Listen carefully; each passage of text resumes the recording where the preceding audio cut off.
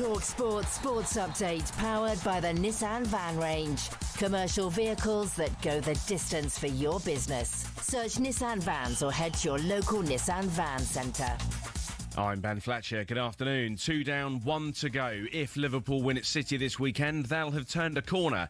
That's according to former Red Danny Murphy, who's told talkSPORT his old side looked physically better in the win over Real Madrid, and Slot made a cute change. Madrid played Valverde right back, super athlete, big, strong. I think that was Alonso thinking Trent might struggle with Gakpo's pace and physicality. He didn't even play Gakpo, he played Virtus off the left and let him go wandering, which caused Madrid problems. Meanwhile, Ricky Lambert says Trent Alexander-Arnold would have been sad to see his connection with Liverpool fans is no more. I wouldn't have booed, but what I could see yesterday, and it wasn't nice to see, I could see the Scouse lad inside break. That would have really hurt him last night. Arne Slot gave Trent a hug after the final whistle. Next, flattered but spoken for, Craig Bellamy says he understands the links with the Celtic vacancy, but he's staying put. This as Aaron Ramsey is left out of the upcoming Wales squad to face Liechtenstein and North Macedonia. Captain Ben Davies is back from injury, so too Dan James. Elsewhere today, Palace have been charged with misconduct for their Marianakis gun tifo during August's meeting with Forest. John McGinn signed a new contract that keeps him at Villa Park until summer 2028. And we're hearing Wolves are willing to face Chelsea with a caretaker in charge. Their game's live on talkSPORT this weekend. talkSPORT News. Another foreign prisoner is on the run after being wrongly released, and a driver's rammed into pedestrians and cyclists on a French holiday island in an apparent terrorist attack. There's more from the news team at past. talkSPORT weather with QuickFit. This winter, treat yourself to the Bridgestone Turanza All-Season 6 tyres with a 20,000 tyre mileage guarantee. Book today at quickfit.com. Conditions apply. Wet in the north and west, brighter spells as elsewhere. T-shirt weather though, mild for most of us.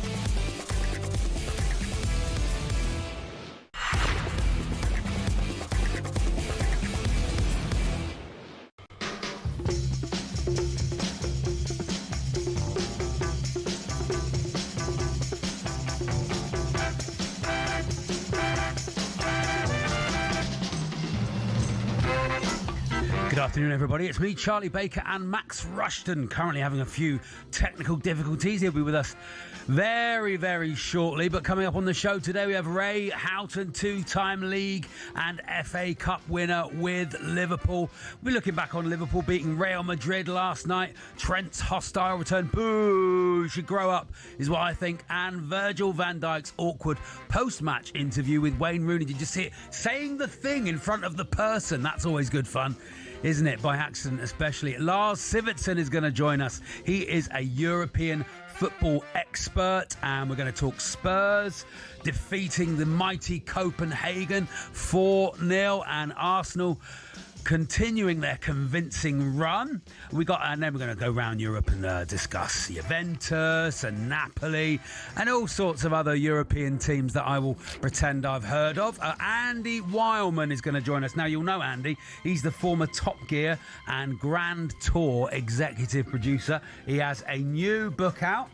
A very, very big tome, a big adventure, Mr. Weilman's Motoring Adventure, which has Jeremy Clarkson and Richard Hammond and James May.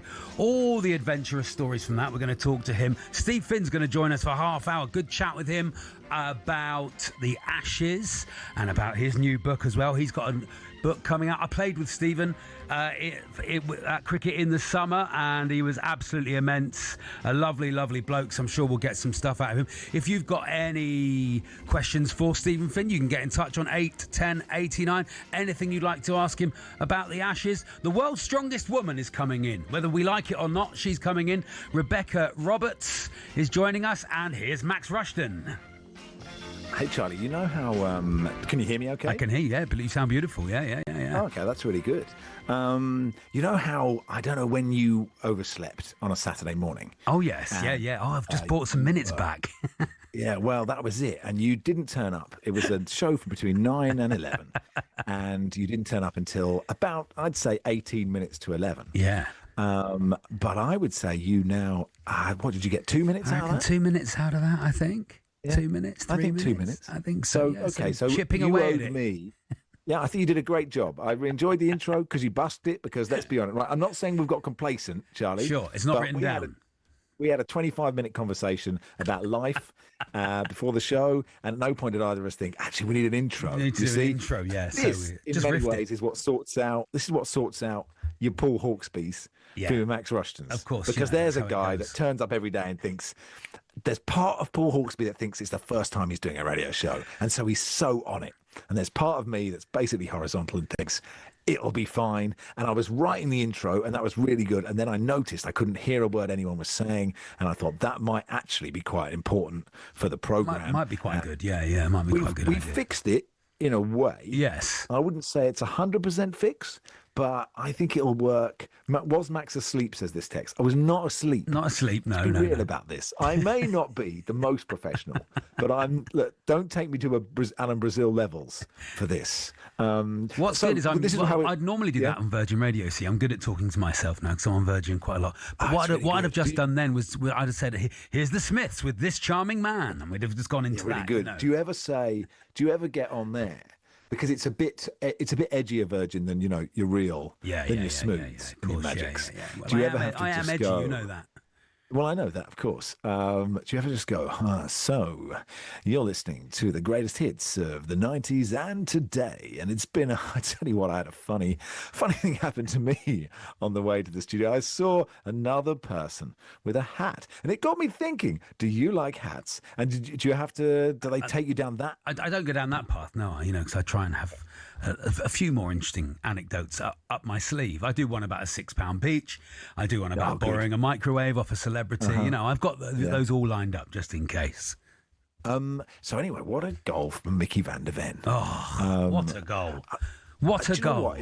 Playground goal, Max. Well, do you know what I thought? It was like a goal that you could score on a computer game on the Amiga in the 90s, and you'd immediately say, this game is rubbish because they don't have goals like that in real football. Glitch. They don't have goals glitch. Like that in actual football. Discovered the glitch. Yeah, but I had this question. Thomas Frank afterwards said, this is why we love football, right? And then Joe Cole said it on TNT as well. So, these are the reasons. And I don't know if it's the best kind of goal, right? Because as he's going through, like the crescendo, like the crowd are just going, there's that real moment. And there's something about those individual goals where it always goes in, because you've done so much. The keeper sort of goes, I've got to let. It was a brilliant finish, but you can't miss a chance after that much running. But I just wonder if listeners have examples of, because there are goals that you remember from your life, whether they're from teams you support or just watching on telly, that just make you just go, this is why I love this. Because let's be honest, Charlie, there's so much rubbish. There's a lot of rubbish in football. A lot of it's very boring. There's a lot of pain. Exactly. So much pain, especially if you support lower league clubs. Actually, that's not true. Any club you support offers up pain because most of football is like life, isn't it? And life is a lot of the time pretty painful. So you're constantly searching for those high moments. I'm constantly searching in my life, as I said to you before the show, Max, for the moment that Derek Dawkins scored against Spurs in the Littlewoods Cup on a Tuesday night. Talk me through it. It was 0-0, Max, and Spurs were down at Little Plainmoor on a Tuesday night, freezing cold night. Proper Spurs as well, like Ray Clements, Johnny Method, Gary Mabbott, proper Spurs team. We held them, we'd hit the post. They'd gone close. Our keeper, Kenny Allen, was having an absolute dream of of a game. And then in about the 70-something, 72nd, 73rd minute, Derek Dawkins breaks through, scores. We all absolutely lose our minds. Bearing in mind, 12 months previous, we'd been kept in the league by a dog biting one of our players. This was like one of the... And then what was I then? 11? 11. Yeah. Spent the rest of my life, football life, searching for that moment. But you know what? We've actually had a few like this week. You think about like that Buendia goal, right? Just because of the way Matty Cash hit that ball. Yeah. And, you know, it wasn't perfect, but then I don't know if you saw Zielinski's goal for Inter. I didn't see that. And it came from a corner. And I think Çalhanoğlu hits this corner, like to the edge of the box, a bit like the Paul Scholes volley for Manchester United. Absolutely pings this ball to the edge of the box. And Zielinski runs in and just a side foot volley that goes 1,000 miles an hour into the top corner. And it's one of those where you make that involuntary noise where you just go, oh. Ooh. So that's what I want. It's a bit twee. You know, we could do Monopoly's 90 today. Give us your Monopoly footballers. Right? And I've said it. Now I've said it to mistake. That's all we're going to get. Kevin Bond Street. We've thought of it. We've thought of that. Go directly to Bale. Go to Bale. But look, don't do that yet because we'll do that in a bit. Yeah. What we want is just that goal.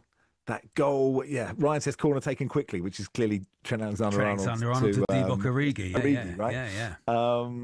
But that's what we want, is the goal that made you go, this is, and there might be loads of them, but just an example of a goal that just made you go, this is why I love this. This is why I love this. I think it'll go well. I think that's great. I think that's a great idea, Max. Really, very At Max good. Rushden.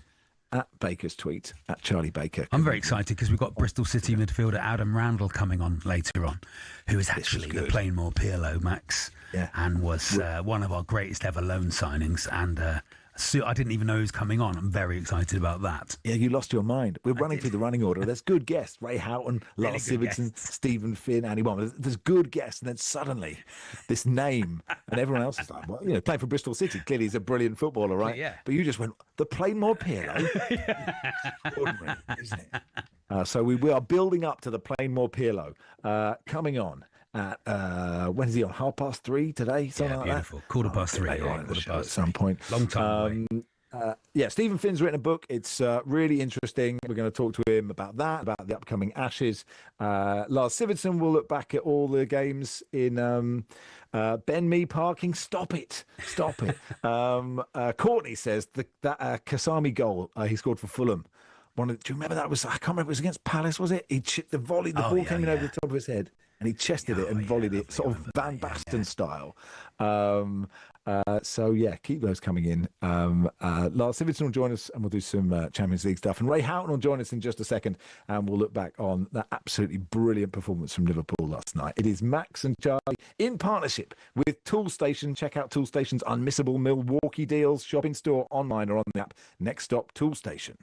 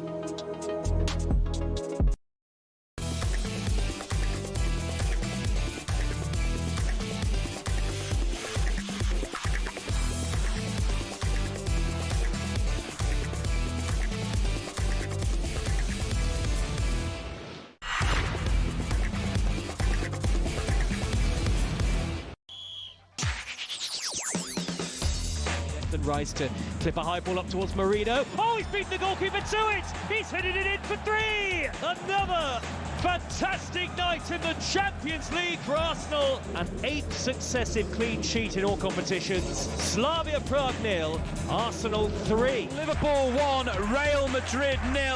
Finally breaking the deadlock through Alexis McAllister with a header from point-blank range. Boos are ringing out here.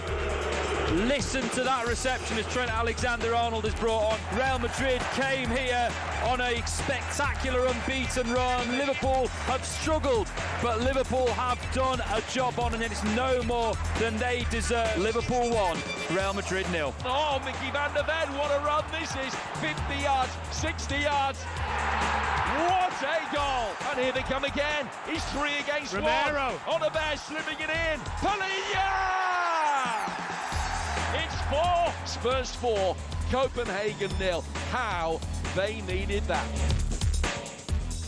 John writes, the great advantage of Max arriving late on the show was we got the same bang average intro twice delivered by 2 different people, award-winning stuff. Meanwhile, he says, I'm not even a Manchester United fan. I support Weymouth, but the delirium of Ole Gunnar Solskjaer's goal in the Champions League in '99 is tough to match. I'm still searching for Harry Kane to do that one in the World Cup final. Let's look back at Liverpool's performance last night in the company of 2-time league and FA Cup winner with Liverpool, Ray Houghton. Hey, Ray. Hey boys, how are you? Yeah, good, thanks, Ray. Yeah, very good. I mean, that was by a stretch, I think, Liverpool's best performance this season. Yeah, absolutely. And on the back of a very good victory at the weekend as well, Max. I think the much-needed 2-goal win that you got against Aston Villa really played into the game last night. You could tell the confidence from the first minute, really took the game to Real Madrid, posed them so many problems. I know Madrid had more possession of the ball, but if you look at the actual, shots on target, Liverpool were far superior from that point of view. And Courtois, what a night he had. He was absolutely unbelievable. The saves that he made was quite incredible. But a much deserved win for Liverpool. I thought they were the better side. Arne Slot seems to have gone back to, not to the exact team that he had last season, because obviously a lot of them have left, although one of them was on the pitch eventually last night. He seems to have gone back to basics in many ways, in an attempt to find out how to now thread those new players into the team rather than throwing them all in. Yeah, I think he's learned his lesson over the 6 defeats that they had in 7 games, Charlie, where, listen, I've seen a lot of the games and they were really unlucky in some of them. They were I think they lost all the league games by the odd goal. 2-1 to Palace, 2-1 to Chelsea, 2-1 to Manchester United, 3-2 against Brentford. So they weren't that far off, but there was just little things that needed tweaking. I thought last night they brought them back for the Aston Villa game. You look at that back four with Bradley, Canati, Van Dijk, Robertson. They all know each other's game inside out, and I think you could see that. I thought the 2 fullbacks were absolutely brilliant last night. When you look at Vinicius Junior, one of the best players in the world, and how well Conor Bradley he was fantastic. Yeah. Not only defending well against them, but taking them the other way and getting forward to help out Mo Salah. I thought he was back to his very, very best. All round, you're quite right, Max. That was Liverpool's best performance this season. And the manager, I think, has had some questions answered for him, where them 3 midfielders, if they're fitting well, it's got to be Szoboszlai, it's got to be Gravenberch, it's got to be McAllister, because they're a dominant force in that area of the field. Yeah, I mean, it's so hard to pick out. I thought Szoboszlai was so good last night. And so he was great, but they managed to keep Wirtz in the side, and I thought he had an impressive game. And you mentioned Conor Bradley, and just that whole panto of him being brilliant against Vinicius, and he does, Vinicius Junior is just like this absolute superstar, and Conor Bradley does this like, he just looks a bit like a bloke from Northern Ireland, right? And like, but he's an amazing footballer, of course. But with that happening on one side and then Trent not being on the pitch and then coming on and the boos and the panto, it was sort of, if you're a Liverpool fan, it all worked out perfectly. Oh, the noise in the stadium last night was electric. There's certain games, it doesn't need a build-up, and that was it. One of them was last night. The other one was PSG versus Bayern Munich. They were 2 absolutely massive games. And if one thing we've learned with the new format, it does bring us really competitive games from the top sides quite early in the competition. I think a lot of teams have learned from last season. If you look at the top of the table at the moment, have a look at all the big names that are there. some of them weren't there last season. They were easing their way into it, and then they were like, oh, a bit of panic, because I think it's usually important to get into them top 8 positions. And that's what the best teams are trying to do at the moment. The competition up there is ferocious, because there's some sensational teams that might just miss out as far as the top 8 is concerned. But I thought Liverpool got back to the basics really well. They pressed when they had to. They created the opportunities. Szoboszlai, I mean, the save that Courtois made when Mo Salah just squares the ball to Szoboszlai, he tries to lift it over Courtois, how quickly the keeper came out, narrowed the angle, made himself big. That was an exceptional save, one of the best saves I've seen in a long, long time. And you could see him, he was laughing at one stage in the second half. I think it was when Van Dijk's header from the corner and he saved it. And he just turned around and he looked at Van Dijk after saying, I do. That's what I do as a goalkeeper. It was just extraordinary. And then the goal that won it for Liverpool, the ball in from Szoboszlai, you're quite right.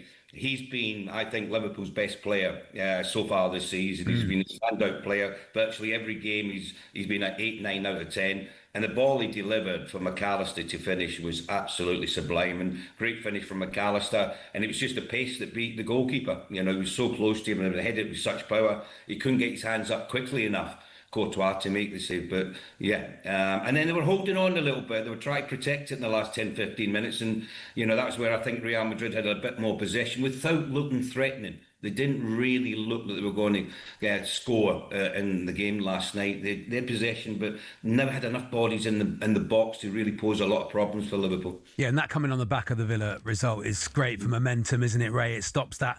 It does look like a blip now rather than it being like a massive dip, or like Arne Slot losing the dressing room or not really know what he's doing, or only winning the leagues of Jurgen Klopp's players. These were all the things that were said when they were losing. He's obviously a very good I think what's happened, Charlie, the medals aren't being given out and the trophy hasn't been handed over to Arsenal quite yet. Yeah. There's still about 20-odd games to go, 28 games to go. But that is, football's gone that way where, if you're winning, you're the best things since sliced bread, and no one else is going to get near you. But the reality is Arsenal have had a fantastic time. Another great victory yesterday. Defensively they've been absolutely brilliant. They will be there or thereabouts coming the end of the season. But Mikel Arteta knows that there's still a long way to go. They're not getting ahead of themselves, the Arsenal players or the Arsenal management. They're trying to keep all the players very level-headed at the moment and think about the upcoming fixtures that they've got. And they'll know this weekend Liverpool play Manchester City, which is going to be a monumental game in the two sides. Yeah. I don't know how often, if ever, you were booed, Ray. No one booed Ray Houghton. If anyone's booed Ray Houghton, I'm going to have a word with them. What did you make of that? When you think about it, I mean, he was there as a 6-year-old, from 2004 to 24 when he left. And to be at a club for that length of time, to put your heart and soul into it, to win the trophies that he did. He won everything that there is to win when it comes to leagues, FA Cups, League Cups, the Champions League. He's won everything for the club. I was a little bit disappointed with the reception. I understand it. Look, I fully understand it. The fans were upset that he left and there was no transfer fee. I get it. But I think you've just got to look at the bigger picture and see that you get one career in football and you want to make the best of it. And he felt, and that was his opinion, he felt it was best that he moved on. But you can see he's still got a lot of love for Liverpool Football Club. His family still live in and around the area. I'm sure they still go to games. But I'm sure it was tough. You could see with his face, he was a little bit disappointed with the reaction. But that's what happens in football.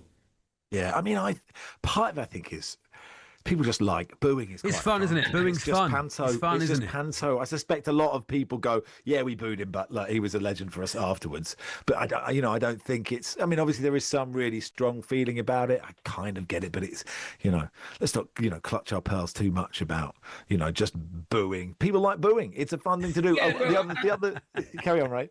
I agree with that. I agree. Everyone's got the right to boo if they want to. But I just felt last night that the most important thing for the Liverpool fans was to get behind the team, not to worry about what Trent was going to do, but what we were doing, what the Liverpool players were doing on the pitch. That's where the focus should have been on, and all their attention on making sure the Liverpool players were striding forward in the right way to keep that one goal scoreline that they had and make sure they pick up the 3 points. That puts them in a very strong position. After 4 games, they've got 9 points. If they carry on like that, they're going to qualify in the top 8 quite comfortably, and that's where they'll be hoping to be. It's the last couple of games have been absolutely brilliant to watch. If you're a Liverpool fan, you've thoroughly enjoyed it. But what you want to see is that level of consistency now. You know, and that goes into the game against Manchester City this weekend, where you've got to go there. You've got to play against a very good side, try to quiet down Haaland as best you can, and then impose yourself on the match itself. And Liverpool certainly got the players to do that.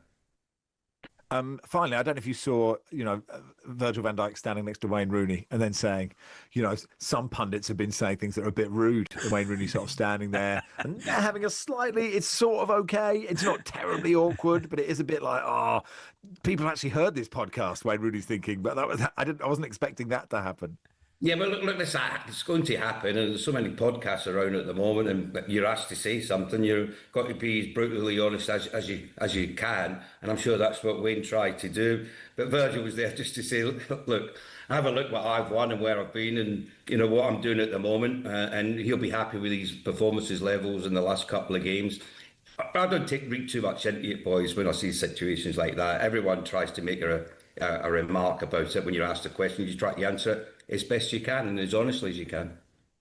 Brilliant. And you've done all those things. Exactly. We asked you some questions. You answer them as best you can. How this show should work. Thank you, Ray. Good man. Thanks, Ray. Cheers, lads. Thank you.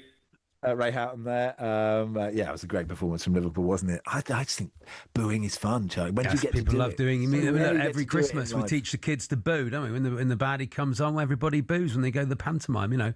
I get booed off regularly, Max. It's just how it goes. I'm just trying to make people laugh.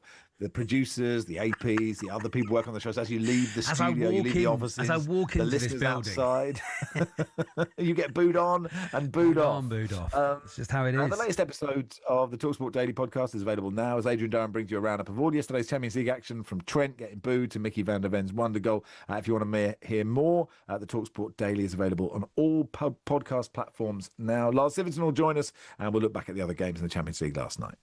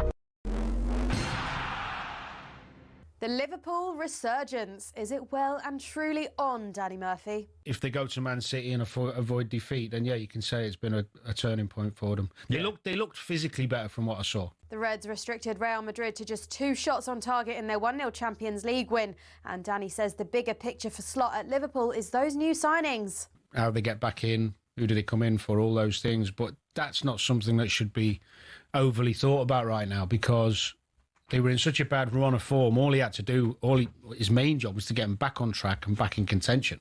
Meanwhile, the sweetest romance now turned sour. A defaced mural, loud boos at the game. Trent Alexander-Arnold firmly disowned by the cop. Former Red Ricky Lambert says it would have broken Trent's heart. I wouldn't have booed. But what I could see yesterday, and it wasn't nice to see, I could see the Scouse lad inside break. That would have really hurt him last night. And Nick Kyrgios has told us he's treating his upcoming battle of the sexes against Aryna Sabalenka as just another tennis match. She's the #1 player in the world. Like, she's very capable. You know what I mean? And so at the same time, it's not easy. Like, there's going to be millions of people watching this. You know, if I don't get a good start or if she breaks my serve early, like, it's going to feel like the world's on my shoulders. Sabalenka, meanwhile, has promised to kick Kyrgios' butt in the showcase in Dubai in December. There's more at talkSPORT.com.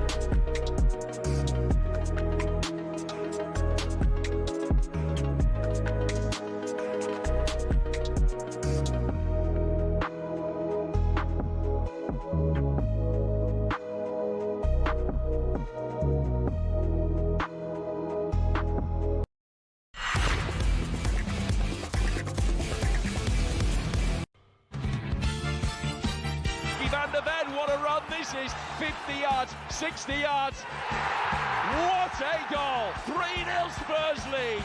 And it doesn't matter how long he plays here. They will talk about that one for years. That's how it sounded on talkSPORT last night. Did make it sound like a touchdown. To the 50, to the 60, to the 10. Maybe it was.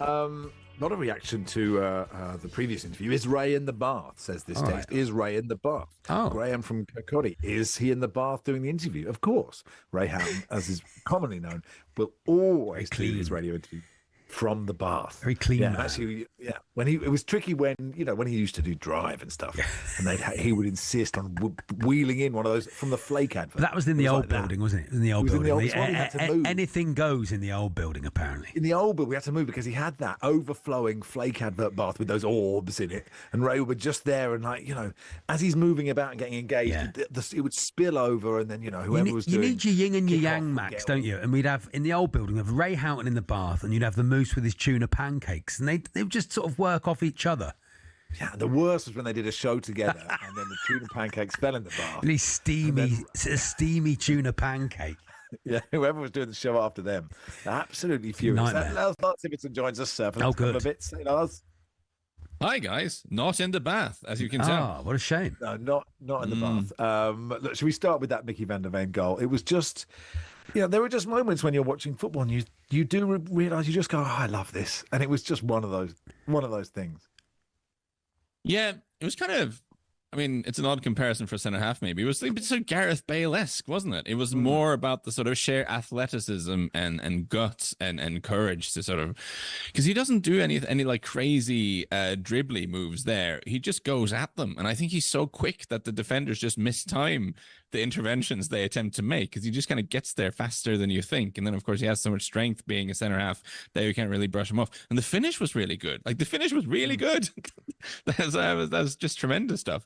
And it's not really, I mean, it isn't the first time he's had this kind of mad forward run. I mean, I forget which game it was off the top of my head, but he has actually done it once before. So that's clearly something he has in his locker. Isn't it one of the joys of football? I mean, slightly philosophical, but there's so much that they're trying to do that all the time. They're trying to score goals like that all the time. And it happens so rarely that when it happens, it's so beautiful. Whereas in like a basketball match, a great basket or a dunk or whatever will happen 20 times a game, so you'll see it all the time. Whereas in football, it happens so rarely that when it happens, it brings us all together because we all go, yes, that was exactly what they were trying to do. This is why it's great. I get what you're saying, Charlie, but it's possible that we watch football at slightly different tiers. I mean, I know you watch a lot of stuff in the Football League and stuff. Tin pot rubbish. Maybe, maybe centre halves try to run all the way across the field and score all the time at that level. I don't know, because that's not. I find the reason I love this goal is that it's not something you would typically try. Like most center halves will not like, tell you what, I'm just going to run all the way to the other side of the pitch now. Like that's not something. And that's one of the things that I get the most enjoyment out of in football is when something completely unexpected happens, when players attempt things. And without turning this into a thing, I do worry that in modern coaching, it's being a bit too streamlined. Like all the academies are trying to create like an army of David Silvas and are not encouraging players to do like wacky stuff. Whereas for a lot of the fans, like the stuff we remember is things that are just off the wall, odd things that shouldn't even be attempted. Someone like Ronaldinho is still remembered fondly because he did odd things. I love goals that are like, what? Like, why did you even try that? Like that's the thing that gets me the most excited in the entire sport, I would say. And actually seeing Christian Romero up there like 3 minutes later, like, putting one on not quite on a plate for Paulinho, but you're thinking, I wonder what Ange is thinking about this sensible manager. You've got with 10 men, these centre-backs careering upfield. But it was a positive, if you're a Tottenham fan, right, especially after the Chelsea game, and I know it's only Copenhagen, and you can tell me how good or not they are, Lars. Yeah. Actually, Xavi Simons looked quite good. Kolo Muani, even though he missed a couple of chances, looked like he was getting sharper. There were lots of reasons for positivity, I thought.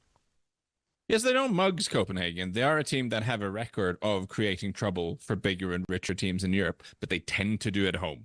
So it's not like Copenhagen at home is a game you would expect to win, but absolutely winning this comprehensively. And I'm glad you mentioned Xavi Simons because I think that was an important game for him, whoever it was against and whatever it was, because he hasn't quite found his place in this team yet. And I think it's been very, very difficult for him because without going into it, Spurs have not passed the ball really well so far this season. Paulinho and Bentancur have a lot of qualities in central midfield, but they're not great passers of the ball. And there have been games where Xavi Simons is just kind of drifting around on his own, just not getting the ball. And when he gets it, he's been bumped off possession. Like he's found the physicality of the Premier League a little tricky to deal with. And that can kind of spiral into maybe his confidence getting knocked a little bit, maybe the fans getting on his back a little bit. So for him having a big game where he really showed a lot of the technical quality that he has in front of the fans at home, I think was very, very important. Arsenal won the league in October, and so they're obviously going to win the Champions League in November. Great result for them last night, Lars. Yeah, it's one of those games where you expect them to get it done, and they got it done with a minimum of fuss. The return of Mikel Merino centre forward, which was exciting to see. Listen, apparently that is just a backup option. That's kind of fine, and maybe there's some sense to that. As a midfielder, one of his strengths is making runs into the box and attacking crosses and using his physical power. There's a touch of the Spanish McTominay's about him, the player he's turned into for Napoli, just getting big burly guy making runs into the box. So yeah, maybe that does translate into being a passable center forward option. I think it's one of those games where you want to get in there, get the points, and get out of there without suffering any big injuries. And yeah, they did that. I have kind of cautiously backed Arsenal to possibly win the Champions League this season because I just think their defense is so good. They don't concede goals or chances. That clean sheet was important, wasn't it? Yeah.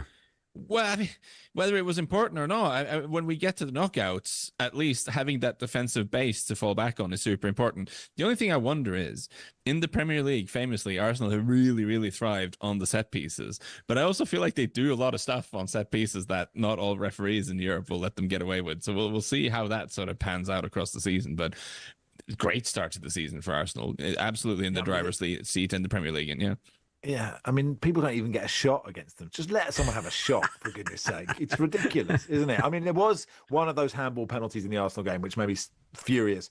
But there was, at least in the Liverpool game, there was that moment where there was this bad handball decision and the ref went to the monitor and he went, actually, that's not a handball. But because we've all lost our minds, like Mark Clattenburg was saying, Tchouaméni knows what he's doing, even though Tchouaméni was like 4 centimetres away. Like Shearer was saying it should be a penalty. Like everyone's lost their minds on what handball is. I can't bear it. No, you're preaching to the choir. Like, I celebrated that overturn as if it was my team scoring a goal. I was like, yes, you love to see it, because where on earth is he meant to have his hands? Yeah, like it's ludicrous. And I do understand the concept that if you're not supposed to touch the ball with your hand, and if you block a goal-bound shot or something with your hand, then there should be some sort of consequence for that. But it's just so stark and so overpowered that you get a penalty, which is statistically about an 80% chance of a goal. So I've said this so many times before, and I'm going to keep harping on about it. If you could give like an indirect free kick or something, then I think that would like loosen it up a bit. Say touch handballs in the box, you penalise all of them, sure, but don't give penalties, because you basically decide the game more often than not. Make individual indirect free kicks are fine. They're also fun and chaotic, so bring that in. I'd love to see that. Well, actually, even a direct free kick, because if you think about the Arsenal game, if there'd been a free kick there, right, and that's sort of in the 6-yard box, just the melee, like like it would have been unbelievable, because like every Prague player would be in between the ball. It'd be actually quite hard to score, but it'll be really fun. But I just think that would take. I'm completely derailing this now, but going into a direction, if any foul in the box that's not an obvious goal scoring opportunities, if you could give that as an indirect free kick, I think that will make so many things easier. It'll make it easier to clamp down on shirt tugging and holding at set pieces and stuff like that as well. Because I think the referees are reluctant to do that, because they don't want to give penalties all the time, because it's such a game-changing decision. Yeah. Give them an extra tool in the toolbox. Like, if you're not actually stopping a goal or a massive chance, there should be scope to just give an indirect free kick. And I think that would be so much easier for the refs to police what goes on in the penalty area. Jason's been in touch. Stay where you are, Lars. Okay. Lars Sivertson with us. Jason says there's no such thing as a 60-yard line in the NFL. Yeah, I know. Sorry, I was just getting carried away. What are you even doing on US talkSPORT? Talk US Sport. Yeah, Gridiron. Talk Gridiron. Talk Gridiron. From Jason, who's a Barca and River fan, living in New York City. Many congratulations to your new mayor. Of course, this Saturday, the WBC interim £154 title is on the line. Obviously, other people know what that is. Come on, Max. Here. Come on. Is there a Get you back into it. Is there an £89 title on? The £154 title. Come on, we're getting somewhere with the boxing. Let's keep trying to get somewhere. I really like that Dave Allen chat. We should just get in. He was good. As undefeated KO machine, Virgil Ortiz Jr. faces off with counter-punching technician Erickson Lubin. Watch live this Saturday, only on DAZN. Boxing updates on talkSPORT with DAZN, the global home of boxing. Sign up now at dazn.com/boxing.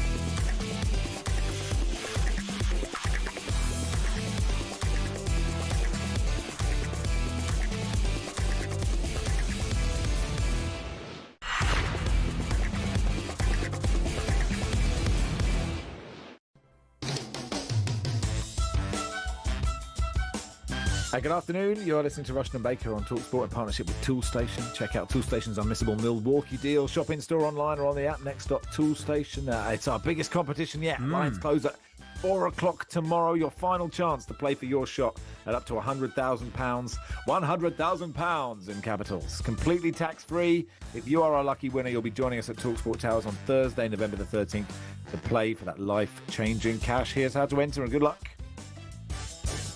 18 plus UK excluding Northern Ireland. For a chance to win, text the word cash to 83338 and you're in the draw. Text costs £2 plus one standard network rate message. You must have the bill payer's permission, or you can enter for free by calling 0330 880 3338. All entries must be received by the 6th of November at 4 p.m. This is a TalkSPORT limited promotion run on TalkSPORT, Talk and Virgin Radio UK stations. Full terms and conditions at talksport.com.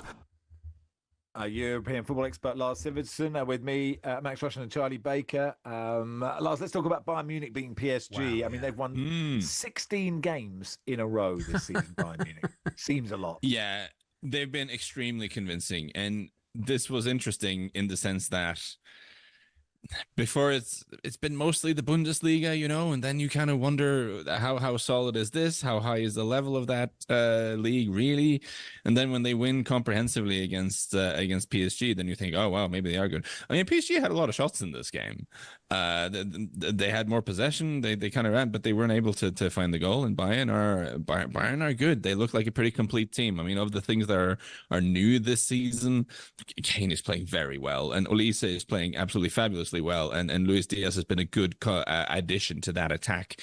But I also think I look at the defense, where Upamecano has for a long time been this very physically gifted, talented defender who's just a little bit wild in the way he defends and can sometimes end up in quite a little bit the wrong position and stuff, because he's a little bit like, you know, not so steady as you'd want. But he's got Jonathan Tah next to him, who's a German international, who's much more of the sort of like slightly more chilled out defender who can keep calm, and because them two together seem to match each other really well, and it has been very convincing. They also have something that is this a trend? Can we call it a trend? They've got Konrad Laimer at right back, is actually kind of a central midfielder playing at right back. I think we're seeing that. We see that with Valverde playing for Real Madrid as well. We're seeing it sometimes. Man City, of course, have started using natural center midfielders at fullback. And Laimer has such an incredible engine that he's one of those guys who you put him at fullback, but he's got the legs to get into midfield, to get forward and really help out. So they are a very impressive team, Bayern, and they seem to just really be on a mission this season. Maybe that's what Slot was trying to do with Szoboszlai when he put him at right back. You know, maybe that's what he was trying to work at then. Do you know what the reaction is in Germany to Bayern Munich being so good, Lars? Are they lauded at all turns, or do people find it outside of Munich a bit depressing?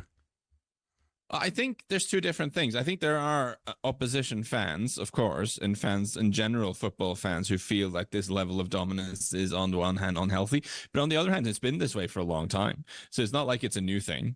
They're kind of used to the fact that Bayern are the big dogs there, and they have a bigger budget than anyone else. And I also think, I suspect there will be, I mean, I haven't gauged reaction today, but I suspect there's an overall joy that they're actually doing it in Europe as well. Because if they are completely dominant in the Bundesliga, but kind of fall on their faces in Europe, then that doesn't look very good for German football, right? So it's quite a good thing that they're actually taking it to the best teams. Germany and the Bundesliga, and it not being as competitive as it should be, for me, I think is more about the fact that you now have to ask genuine questions of Borussia Dortmund, who of course are playing City this evening, of other clubs like Leipzig. We had the Leverkusen miracle recently, but they've kind of fallen away now. Bayern are good, but they shouldn't be quite as far ahead as they have been some season. And I think you also turn that around and think some of these teams that have fewer resources, okay, but they have enough resources to put a competitive team together. Dortmund in particular, they are third in the league, but they are looking like the second best team in the country, but they're quite far away from Bayern right now. And I think that's a bigger concern, really. Tonight for the English clubs, so you mentioned Man City host Dortmund, Newcastle at home to Athletic Club, and Chelsea go to Karabag. And Karabag are sort of better than people sort of might naturally think. Is that right? Yeah, the Horsemen from Azerbaijan is their nickname, the Horsemen. It's a long old flight for Chelsea, about 5 hours there from Stansted, I believe they flew out of. I don't know if you've taken two children 24 hours from Melbourne to London, mate. 5 hours in a nice seat is nothing. Yeah. Surely, but you have a bit of a rest time, Max. You know, I know you've had things to deal with, but for Chelsea, it's the 5 hours, and then there's 4 hours of time difference as well. So it's the whole day kind of goes, and then you land, and then you have to play. Now, listen, Karabakh have done well. They beat Benfica away, which is like a big achievement. They took care of FC Copenhagen at home in what was a pretty even game, and then they lost to Athletic in the last round. Like they're not complete pushovers, but they really are a team that Chelsea should be taken care of, but in the same way that Arsenal took care of Prague. But there's the added complication of the extra travel distance, and it's a long way to go. And the Baku, I've been to Baku actually fairly recently. It is definitely one of those places where you feel like you're not in Europe anymore. Like it is you are a far away culturally as well. So it is a bit of an exotic thing. I think the Chelsea players would probably do with not traveling that far for an away game in Europe, but I think having these teams there, it has a bit of exoticism to proceedings. And Newcastle at home tonight. Carry on, you carry on, Charlie. I was just asking Lars about Newcastle at home tonight. Yeah. To Athletic. Yes, you're correct. You're correct. You're correct, Charlie. What do you? How do you think they'll get on, Lars? Well, Athletic Club hasn't had a great start to their Champions League campaign, even though they did beat Karabakh. I think Newcastle are very strong at home. I mean, we've seen there's been a real split between their home form and away form this season. I think they're very solid defensively, and I quite like them to do well to do well in the Champions League because they have that solid defensive fundament to fall back on. They've got quite a lot of like physically aggressive, intense players, and we've got Wolfsdemade who's really starting to find his feet. Yeah, you do wonder sometimes if they have the squad depth to both have a proper tilt at the Champions League and be as competitive as they want to be in the Premier League. But maybe I sound like a broken record. In the same way I like Arsenal to go far in it, I also like Newcastle because I do think having a solid defensive fundament is really important in Europe when we get to the knockouts. As for the league stage, I'd be baffled if Newcastle didn't scrape together enough points to get out of it, and I think they got a fair chance at home against Athletic. Good stuff, Lars. Thanks for coming on, pal. Thank you, Lars. Anytime, guys. This is from Mal. Says, I think there should be another penalty spot 2 yards back for the pulling and hugging that goes on and stupid handballs. Don't need more rules. It's not a bad idea. When does it end? When do you stop with the penalty spots? Just then. Just that one, just two. Yeah. And then someone suggests a third one outside the box. There are two. And then a third one beyond that. A fourth one. But Charlie, there are too many penalties. It is a blight on the game. I agree with that. And now people are starting to believe they should be penalties, these handballs, and it's ridiculous. Yeah, just go back. Stop. As always, VAR. No VAR is the answer, and just let it be. I don't disagree with just that. let it be the ref's fault. As I'm sure we'll see tonight. Chelsea. Torquay v Farnborough. Yeah, it's the ref's fault. It's all the ref's fault. 100% be the ref's fault. Karabakh Chelsea on talkSPORT 2 tonight. City Dortmund is that's 5:45 kickoff. 8 o'clock tonight. City Dortmund on talkSPORT. Newcastle Athletic Club on talkSPORT 2. It is Max and Charlie with you till 4 on Hawksby Jacobs.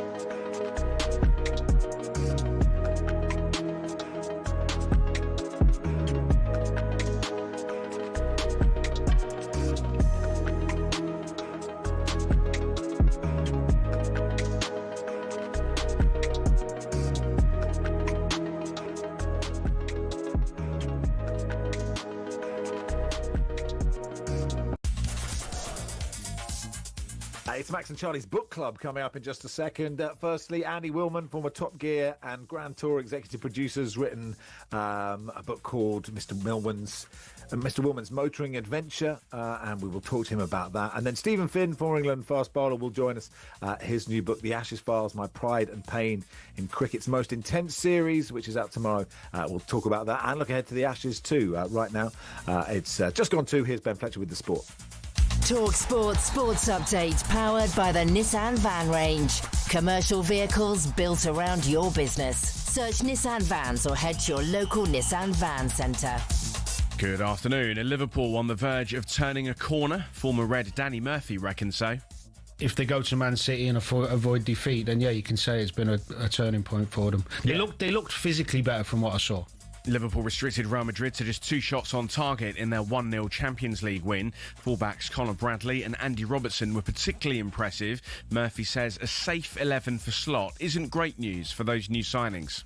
How they get back in, who do they come in for, all those things. But that's not something that should be overly thought about right now, because they were in such a bad run of form. All he had to do, his main job was to get them back on track and back in contention. Liverpool go to City on Sunday. Now, Craig Bellamy's addressed those rumours linking him with the Celtic vacancy. I know it's a little bit cliche, but it's the honest truth. I couldn't want for anything more than what I have at this present moment. And that's where it lies with me. Anything else is just it's not on my radar. The former Hoops forward insists he's focused on getting Wales to a World Cup. On that front, Aaron Ramsey's future's been plunged into doubt, left out of Bellamy's latest squad. It follows reports he's quit Pumas in Mexico. Captain Ben Davies is fit again, so too Dan James. Both rejoin the squad to face Liechtenstein and North Macedonia. Finally, Palace have been charged with misconduct for their tifo during the Forest game. It showed Evangelos Marianakis holding a gun to Morgan Gibbs-White's head. That's a take on his failed move to Spurs. talkSPORT News. A foreign prisoner is on the run after accidentally being released from HMP Wandsworth, and a small boat migrant's been sent back to France for a second time in a matter of weeks. There's more from the news team at past. talkSPORT weather with QuickFit, where we've got more premium tyres than the number of times you'll hear, "Ooh, it's a bit nippy this winter." Book today at quickfit.com. A mild afternoon in store for most of us. Wet in the north and west, brighter spells elsewhere.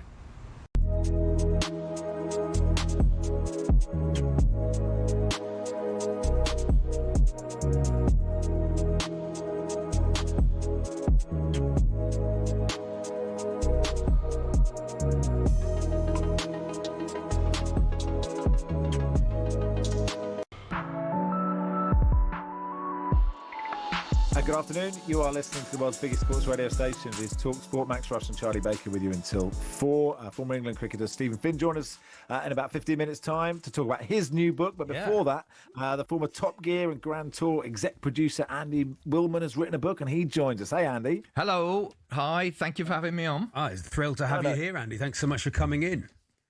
It's a fascinating story, Mr. Willman's Motoring Adventure, and you are sort of charting from where you began with Top Gear. And as you say right at the start, when you started, you were just trying to make a show that would earn you a living and be good. Yeah. And you could have had absolutely no idea it would end up being this behemoth that it if you see that in the book, that's one of the things I wanted to get across. Like, a lot of shows come out of the traps aiming to be a world beater or a global what have you.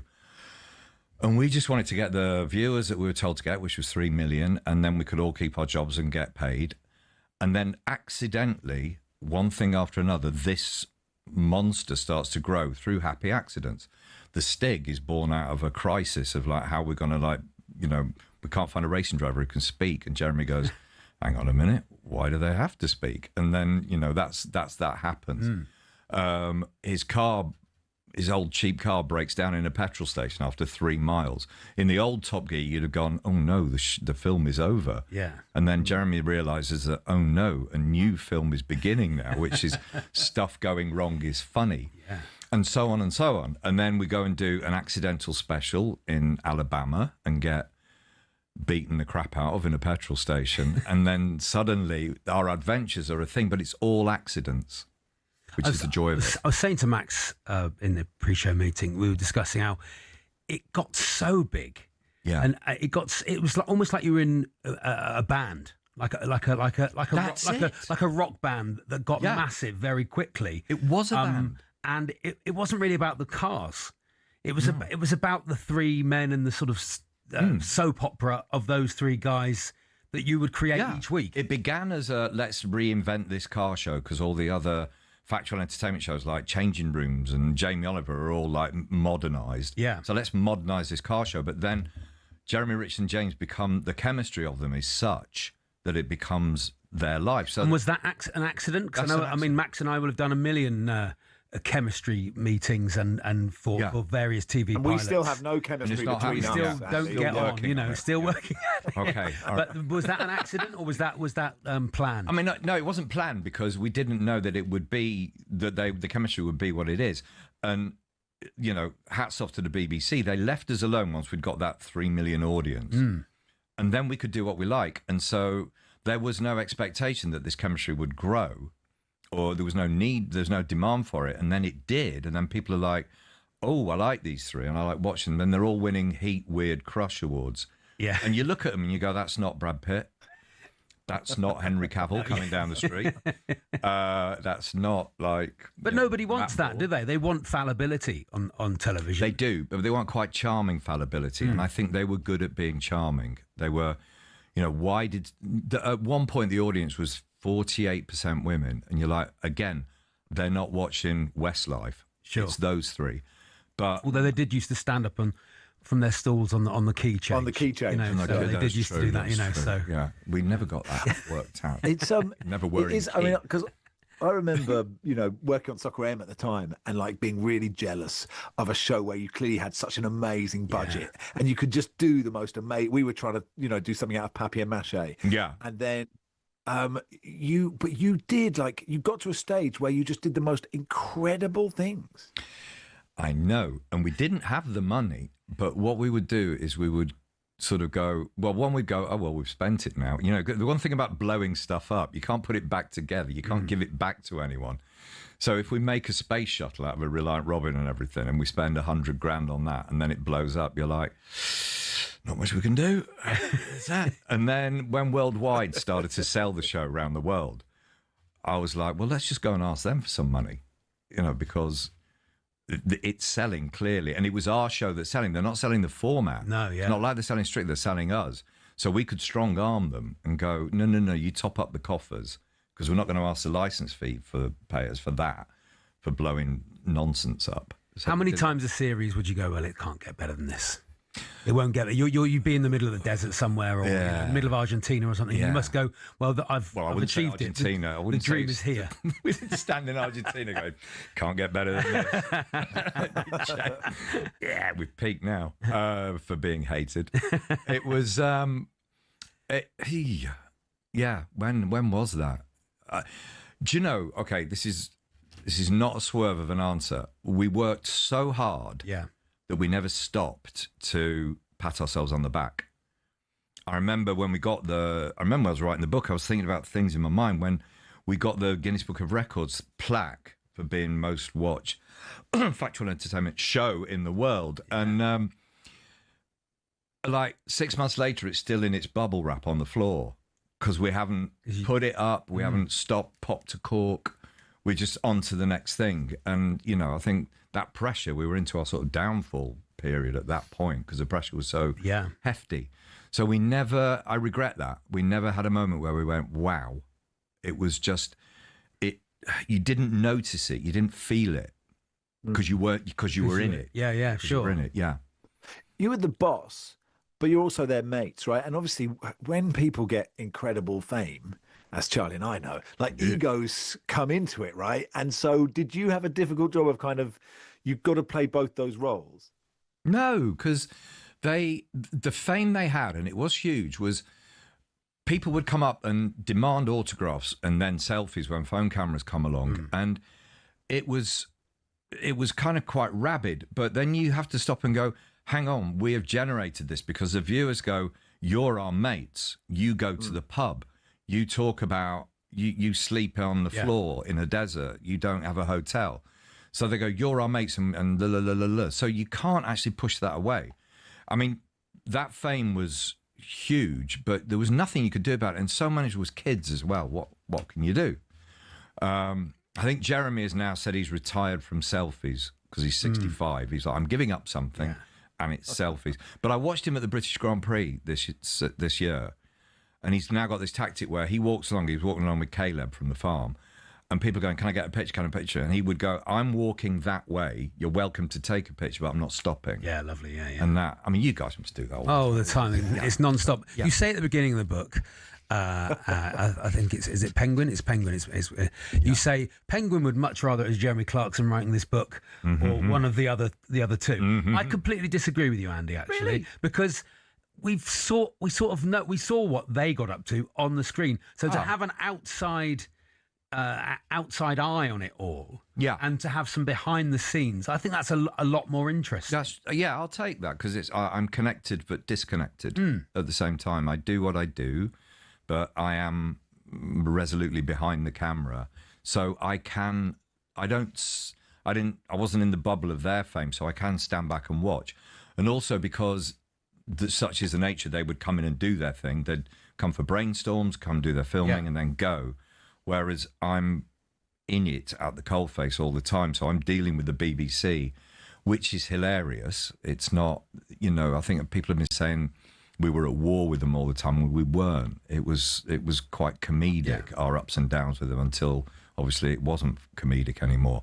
But yes, I did have a good vantage point, and because I like to tell a story, I thought this was a good one. Yeah, it's and a great now story. it's right.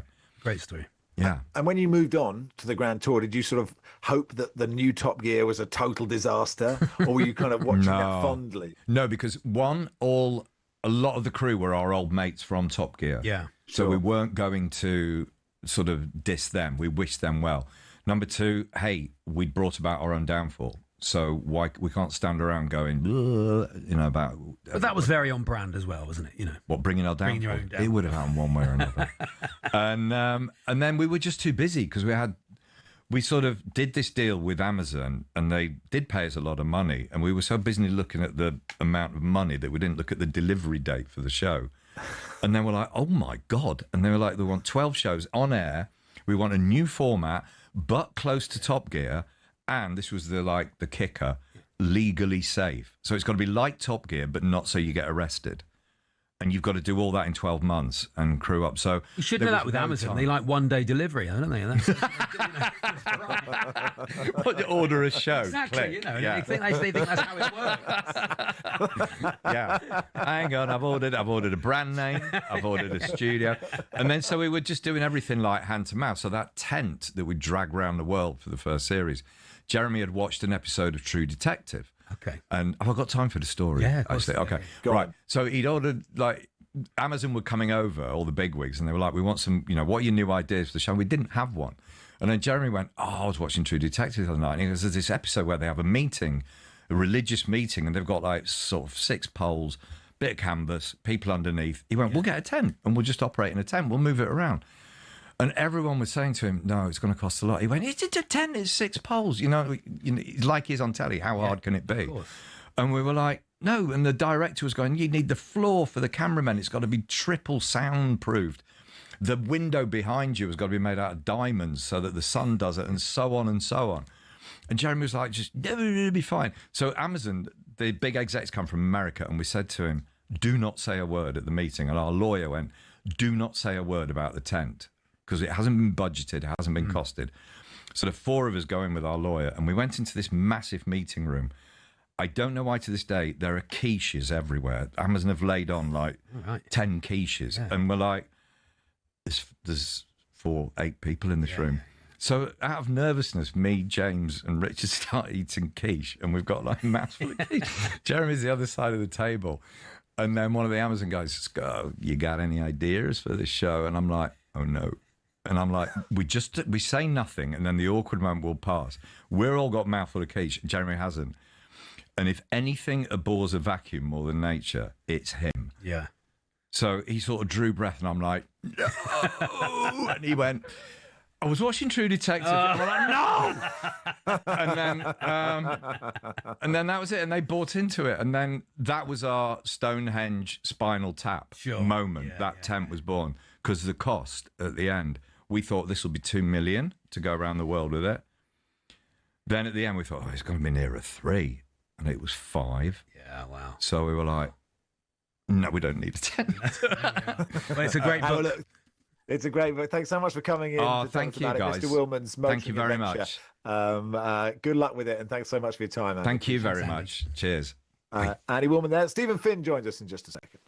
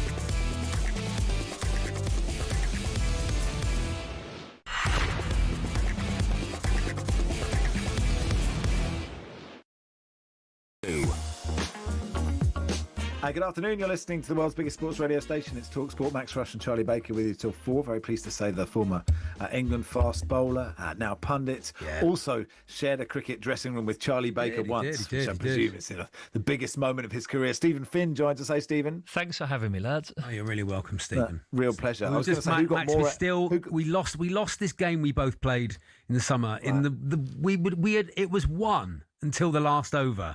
And we're just still both absolutely gutted about it. So it's very disappointing, isn't it, Stephen? I've had many sleepless nights after losing that one, yeah. Very disappointing. I was going to say, who got more out of the track? You or Charlie? I took a wicket. I did bowl. It was a big wicket. Who did I bowl? Who did I bowl? Sam Robson, former England international. Stop it. Wow, poor Sam. He must be devastated. Imagine Stephen, me bowling you out. Gutted. Let's talk about your book, Stephen. The Ashes Files, My Pride and Pain in Cricket's Most Intense Series. It's out tomorrow. Why did you want to put everything down on paper? I think that first and foremost, it's not a conventional autobiography. It is autobiographical in the sense that it tracks my story in cricket and the beginning of it to the end. But there's more of a deeper story to it in the sense that I was this young guy that went to Australia in 2010, 21 years old, won the Ashes, but then 4 years later, I was sent home from the next Ashes tour in 2013-14 for being unselectable, and then trying to work my way back from that low moment to being out there. And that was the phrase that was used, wasn't it? Yeah, it was. Yeah. It was. That was the phrase that was used by the coach at the time as I got sent home, and that got latched upon by the press, naturally. But it's the story from coming from that low ebb back to being out there in 2015 and then lifting the urn again. So it also felt like nice timing with the Ashes on the horizon. Yeah, great, yeah. Yeah, no, it's good time to get the book out. It's really interesting because, you know, you took 125 Test wickets in 36 Tests. Now you reached like the pinnacle of elite sport, and yet there is a sense of sort of, what's the right word, not quiteness, that when you look back, you don't go, I was really brilliant at this. Yeah, I was blessed, naturally gifted in the sense that I'm 6'8" and I've got long arms and long legs, which are generally good attributes for a fast bowler to have. I could bowl quick. And I made my debut at 20 years old to play for England. So I probably should have taken more wickets than that. But it was my inability to deal with the ups and downs that came with playing international sport that now that I reflect on it is probably the reason why I didn't do more. I suppose you came through at a time when actually mental health and the mental health of sports people wasn't really talked about. Even that's quite a modern way to think, isn't it? A modern way to be. Yeah, I think at the time sometimes when you're on a treadmill of playing cricket the whole time, you're always looking forward, and you don't actually sit there in the moment and like acknowledge how you're feeling at that time. You're always trying to save face and not show any weakness, I suppose. But by saying that everything's not okay, so. It was a challenging time in my life. That I'm probably a more well-rounded person as a result of going through that, which I'm grateful for at 36 years old. But also hitting the low of being sent home from that tour made coming back and winning the Ashes in 2015 even sweeter. Yeah, I imagine. Yeah, so that's really interesting. Just thinking about it from sort of our point of view, people who just talk about sport and dismiss a performance, going, "Oh, he was rubbish," and you know that you sort of forget. I don't know if you found that. You know, you're sent home. There's this headline, unselectable. You can see why people use that in a headline, and like no one's really thinking about you in that moment. Yeah, I've certainly damaged and hurt by that for a long time, and yeah, right until the end of my career, it kind of followed me around. If I did something well for the rest of my career, it was from unselectable to winning a game for England, so that just stuck with me, and every time I saw it, it reminded me of the rubbish time that I had. So, it wasn't as acknowledged then, or how damaging language could be, and dealing with the press and the way things are talked about by the press is something that now I've entered that world. I try and be aware of when I'm working. Are we supposed to play cricket as human beings? I was saying to Max earlier on, especially fast bowlers. Fast bowlers always seem to be injured, and when you meet them we meet a lot come in here, they can't seem to walk. Yep. They've got bad backs, their arms hurt, everything hurts. Well, we played cricket together a few months ago, and you saw me trying to move around the field. It was very ungainly. And the mental health of cricketers is is quite bad. A lot of the time, it is. In not to be too light about it, it does affect cricketers adversely. How do you think both those things could be improved in the game? I think as cricketers, you have a lot of time to sit in your own thoughts. So you get out as a batter and you go and sit in the dressing room for 6 hours and watch your mates. It's very cut and dry, isn't it? Yeah. And you sit there thinking, man, I should be out there. I should be the one making these runs. And bowling, you bowl a bad spell. You go and graze in the outfield for a few hours, think about how bad you bowled, and then you have to come back and do it again. So, it does feel relentless at times. And there is always pressure and anxiety around playing sport. And more often than not, throughout my career, I could use those feelings positively and use it as an excitement, as an opportunity. But on the flip side, for those little bad periods that I had, they turn into more intrusive thoughts that then eke into your normal life. So I think an acknowledgement of being able to just talk, being able to kind of understand how you're feeling through talking to people is a big help, and I found it very helpful. Yeah, so when in 2015 you take those wickets at Edgbaston, is it kind of for you like this? Because in a movie it would be like this moment where, everything would come together. But I guess at the time you're just like, well, I just did this right now because that was what my job was. Yeah, because, now I sit here and reflect on it. So we're 10 years on from that Ashes series in 2015. And there are still moments within it that I can feel so vividly. And that it's always great beating Australia, obviously. Yeah. And being able to win the Ashes. But when you're removed from it, you can acknowledge what you did a lot more. Whereas when you're in the moment, and I'd imagine every sports person feels this, you win something big. The next day you'll wake up thinking, all right, how am I going to do the next big thing? And you don't actually allow yourself to celebrate and enjoy what you have done, then. So yeah, those. I'm glad that throughout it I kept diaries. So when I was writing this book, I could refer back to those diaries to remember exactly how I was feeling at that time. And it evoked bad memories, but it also evoked some amazing ones too. Stephen Finn is with us for the next 15 minutes or so. We'll look ahead to the Ashes in just a second.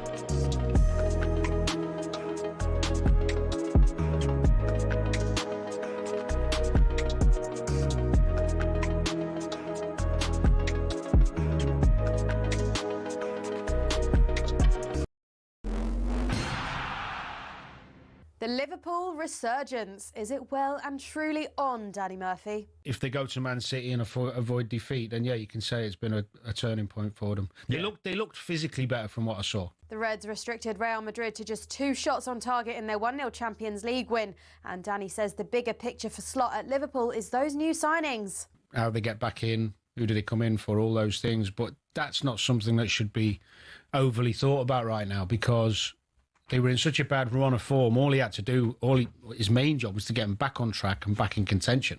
Meanwhile, the sweetest romance now turned sour.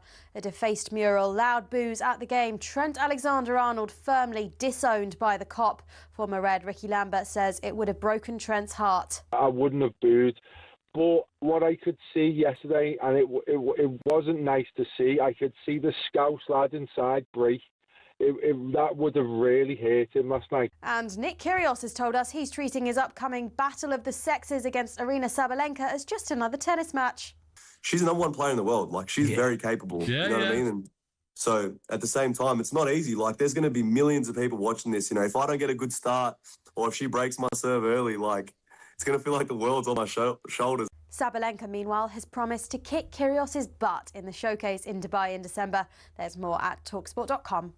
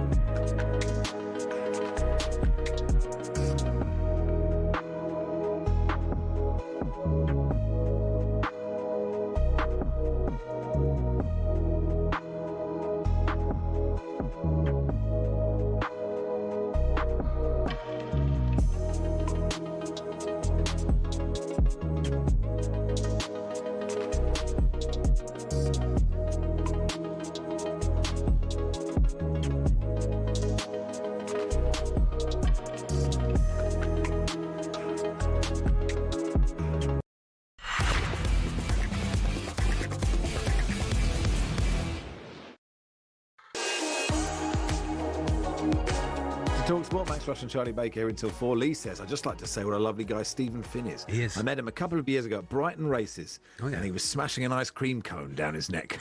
Probably not a huge memory for you, Stephen. We probably talk about the Ashes more. Stephen, do you remember Lee? I've reminisced on that. You know, he was eating an ice cream. Come on, Steve. Enjoying Mr. Whippy. Listen, you've changed.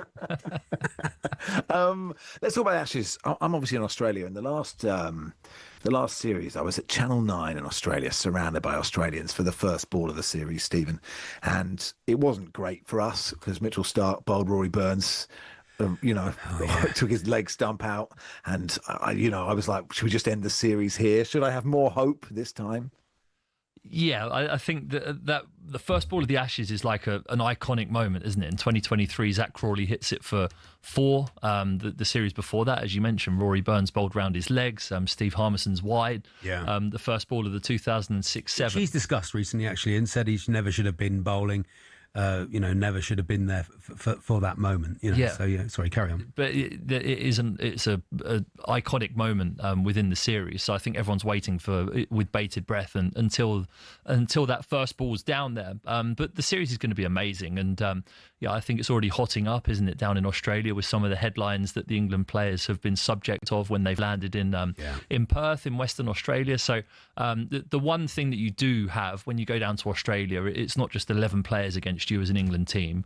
It's the entire country, and you feel that. You go to you go into bars, you go into a coffee shop, you step through immigration in the airport, and you're basically just greeted with people telling you you're going to get hammered for 2 months. Lovely.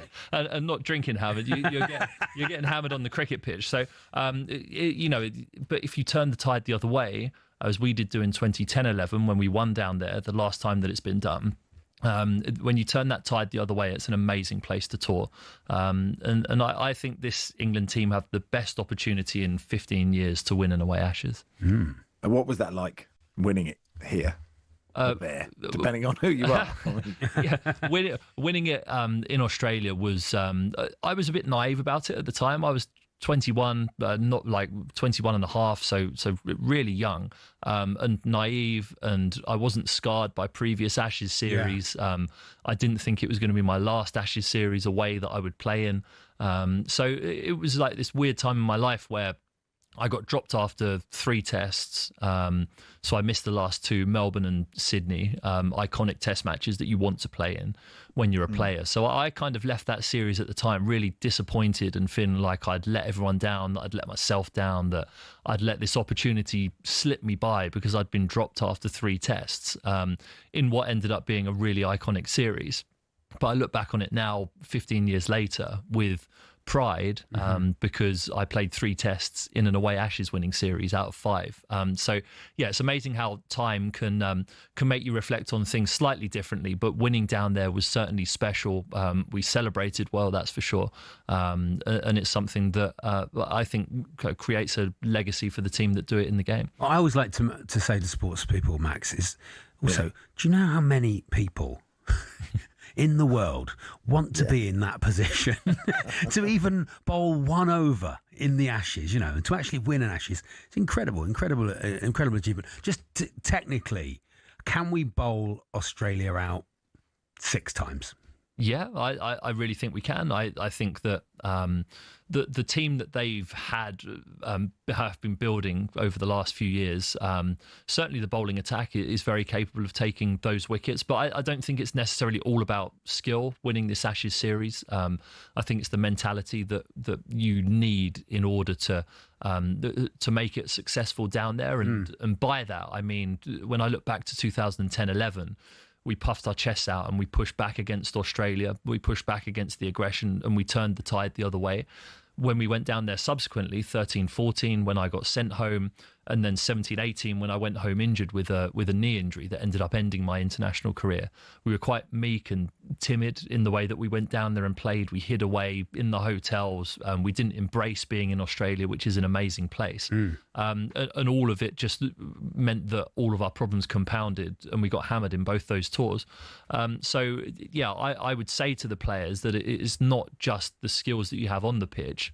It's being able to stand there and not be blown away by Australia and get some sort of result out of that first test, I think will be very important. The headlines as well, Australia have just announced their squad. They're all old, Stephen. Well, yeah, but is that a statement or is that a question? Is it 1 under 30? I mean, I don't know how much a difference that makes. I mean, they're probably all reasonably decent. It's not like it's not 15 David Boones, is it? It's not like 15 Stephen Finns, no, that's for sure. Because there are a few my age, and I played with and against them a lot over the course of my career. But no, they've clearly selected a squad that they want to win. They're not building towards the future. Australian culture, as you'll probably know down there, Max, is that they want to win at everything they do, and they would have picked a team that they believe is going to win this test match in front of them, and the age to me is irrelevant as long as the players are fit. And they often do pick squads to build up to one certain I'm assuming the Ashes. I'm assuming they're building up to the Ashes like we're always trying to build up to the Ashes. So do you see this as the end of the cycle? Well, they've clearly got players that will probably struggle to play in another home Ashes series. They might make it here for the next one in 2027, but this is their last opportunity to win an Ashes on home soil. And yeah, the memories that you have of standing there, and I did it luckily both in Sydney and at the Oval, but those memories, they stay with you forever. So they'll be desperate to do that, and England will have to be wary because their record in Australia, for all this positivity that I'm preaching about England at the moment and how I I think it's their best chance in 15 years. England haven't won a test match in Australia since 2011. And I think that puts into context the task that the guys have ahead of them. Sometime then, can't go on forever. I was at the Exactly. MCG when Scott Boland got about 20 wickets in 5 minutes, and we were in the pub before it opened. We're like, this is not the day I was planning. How are you enjoying punditry? Doing TNT, you've got your podcast, Zero Ducks Given, with Dan Norcross and Toby Talent. Yeah, it's great. It's fun. Like I get to turn up to games, and you can enjoy the tours a lot more. So you get to turn up to games and sit in the best seat in the house behind the bowler's arm and watch every ball. And when you're touring and when you're playing, like, you can enjoy the countries you're in, but you can't fully enjoy them. Whereas as a pundit, when you go to these countries, you don't have to do 2 days practice before the first test and stuff like that. So being able to experience it with a different hat on is something that I'm excited about. And the Ashes and that first morning at Perth is what I am particularly excited about going down there for, because I'll be stood on the pitch or on the side of the pitch when the national anthems are being sung, when there'll be a full house, 60, 70,000 people. Feeling that atmosphere and remembering when I did it are the things that I'm really excited about. Yeah. Well, thanks so much for coming in. Good luck with the book. Really it's a great read. Have fun following England around for the Ashes. Good luck with the book, Stephen. Thanks for your time. Thank you. Thanks for having me. Thanks, Stephen. And you weren't out. He was given out, Max. He was given out on 6 by some umpire with a trigger finger. Trigger happy. And everyone more or less wanted to go home after that. The Ashes Files, my pride and pain in cricket's most intense series, is out tomorrow. Buy that book. And you can check out the talkSPORT Cricket YouTube channel for all the best build-up to the Ashes and some great interviews. They've just, we've just done one with Stephen Finn. I thought they'd done one as well. They're going to stick this up on there, so watch that. And now also on tomorrow's edition of the talkSPORT Daily podcast, you can hear an exclusive sit-down with the USA manager and former Spurs and Chelsea boss Maurizio Pochettino. He's spoken to talkSPORT's Ben Jacobs about Daniel Levy departing Spurs, his ambitions of returning to the Premier League, all things Donald Trump, as well as how he felt about his short stint at Chelsea.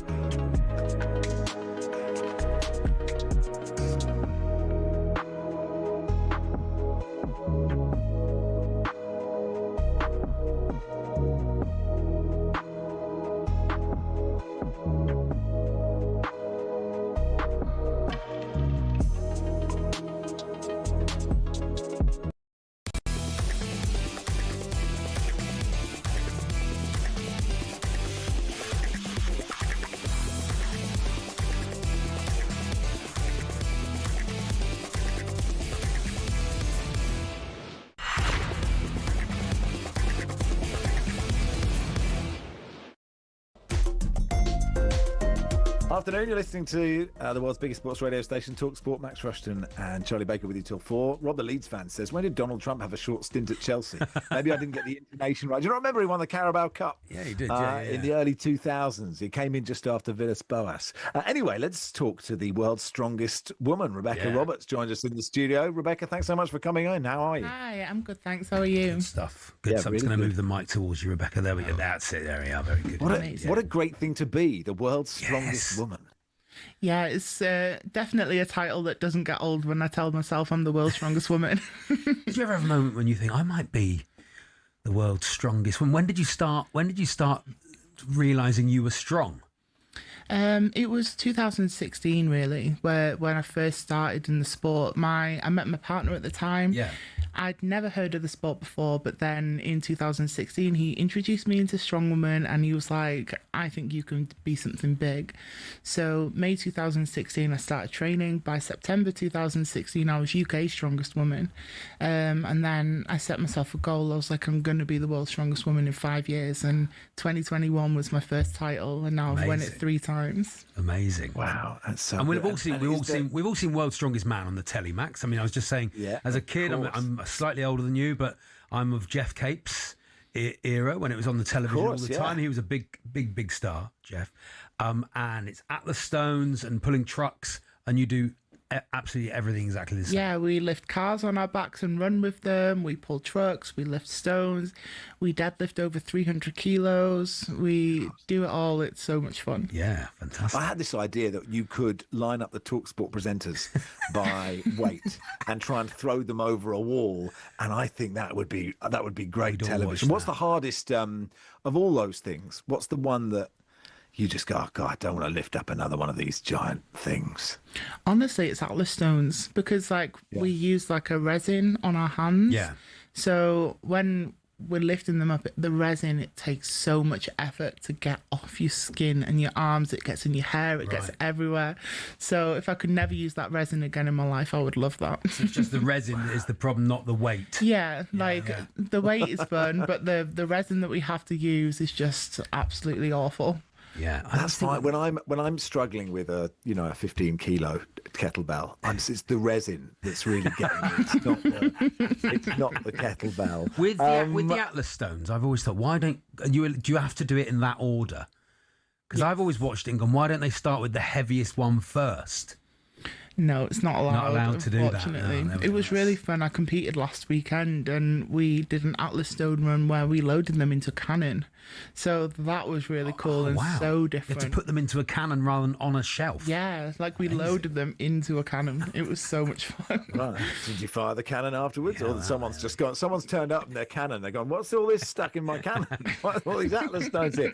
Rebecca, you actually come in to talk about something much more. Well, not this is serious, world's strongest woman, of course, but about women's health and about the taboos that people talk about. And we are going to talk about the menstrual cycle and periods. And there is lots of people on talkSPORT listening right now who go, I don't want to hear about this. And lots of people would, even 5 years ago, it wouldn't even be a subject that people would talk about on a radio station. Yes, but that is the problem, is that people aren't talking about them, and it's something that 50% of the population are going through on a daily basis. And Bodyform have just released some new statistics and research into periods, and 87% of women struggle with heavy periods. And especially as me as an athlete, I've got polycystic ovaries, and I deal with heavy periods, and having to compete in sport around my menstrual cycle is really tough.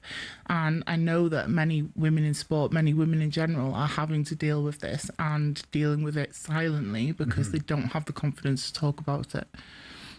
So as an audience which is predominantly men, which is talkSPORT, what is the best thing that people listening to this can do, as opposed to just going, I don't want to hear about this, I'd rather hear about Liverpool's transfer policy, or etc.? It's more just to be open and be approachable about these subjects with the women in your lives.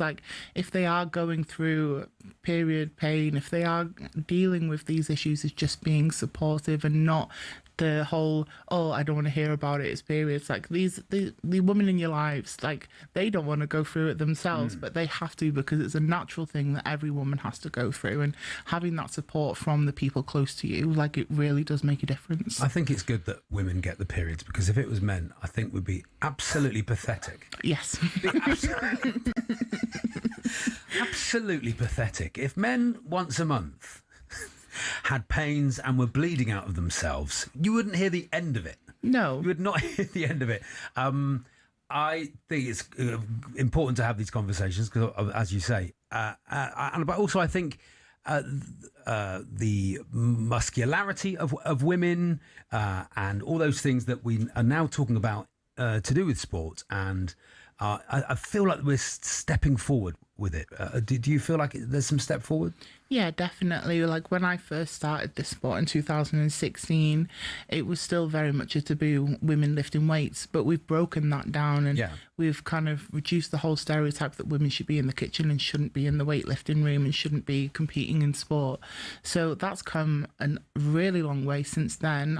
My first competition, UK's Strongest Woman, was in the gym car park, and now I'm competing in arenas that are sold out. Now they let you actually in the gym. Yes. It's amazing, isn't it? What a step forward.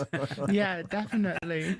So we compete in massive arenas with like six-figure prize money, and back then, like, that was unheard of when I first started. So women in sport now is massively growing. If people are listening, if any women are listening, if dads are listening and think my daughter might like that, or my wife, how would people go about getting involved in being the world's strongest woman? Do you know what? There are so many now strongman gyms up and down the country, and across the world as well. Like, strongman is very much a growing sport, and if you just Google like local strongman gyms, this sport is probably the most supportive sport I have ever found. Both the men and women are like one big family. So get yourself down to a strongman gym, join some like groups on social media, and there's so much information out there, so many people willing to help. Like, we are one big family, and like we are looking out for each other and helping new people into the sport, and I think that's why it's growing so much now. Fantastic. And now you're the world's strongest woman. What like is the plan, just to keep winning that title, or do you come up with going, well, I'm the strongest woman, I want to, I don't know, pick up an aeroplane? I mean, clearly that's tricky, but do you see my point? Do you go, what's a daft thing I can do? Gosh, well, my ultimate goal is to be a 5-time world's strongest woman, because the record for the number of world's strongest woman titles is 4, which was achieved in the early 90s by a Polish lady. But my goal is to be regarded as the strongest woman to have ever lived and get that 5 world's strongest woman titles.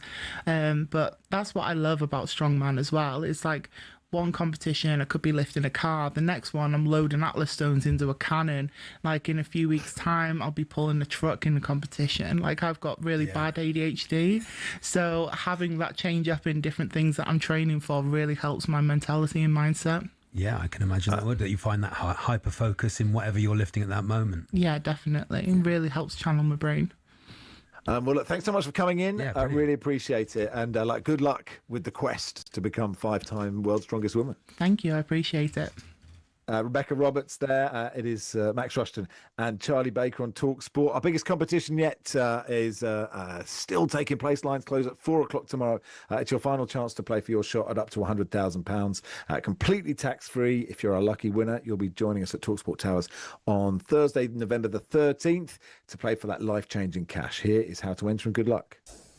18 plus, UK excluding Northern Ireland. For a chance to win, text the word cash to 83338 and you're in the draw. Text costs £2 plus 1 standard network rate message. You must have the bill payer's permission, or you can enter for free by calling 0330 880 3338.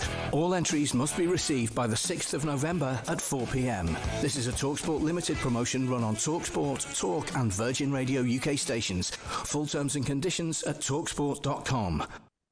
Okay, 2-word phoning coming up after the news, Charlie, and I think it's a good 2-word phoning. It's your idea, off the back of Trent Alexander-Arnold getting booed. All you have to do is tell us a footballer and Paul then Rayner. boo them. Paul Rayner. Boo! Paul Rayner. Yeah. King of the looping cross. He was great. Paul for the Rayner. news. Boo! Paul Rayner.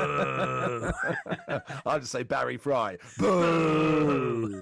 03717 223344. 03717 223344. So look, it's the two words, it's the name, that's the two word, and then just a boo. And that's all we want. 2 words, nothing else. 03717 223344.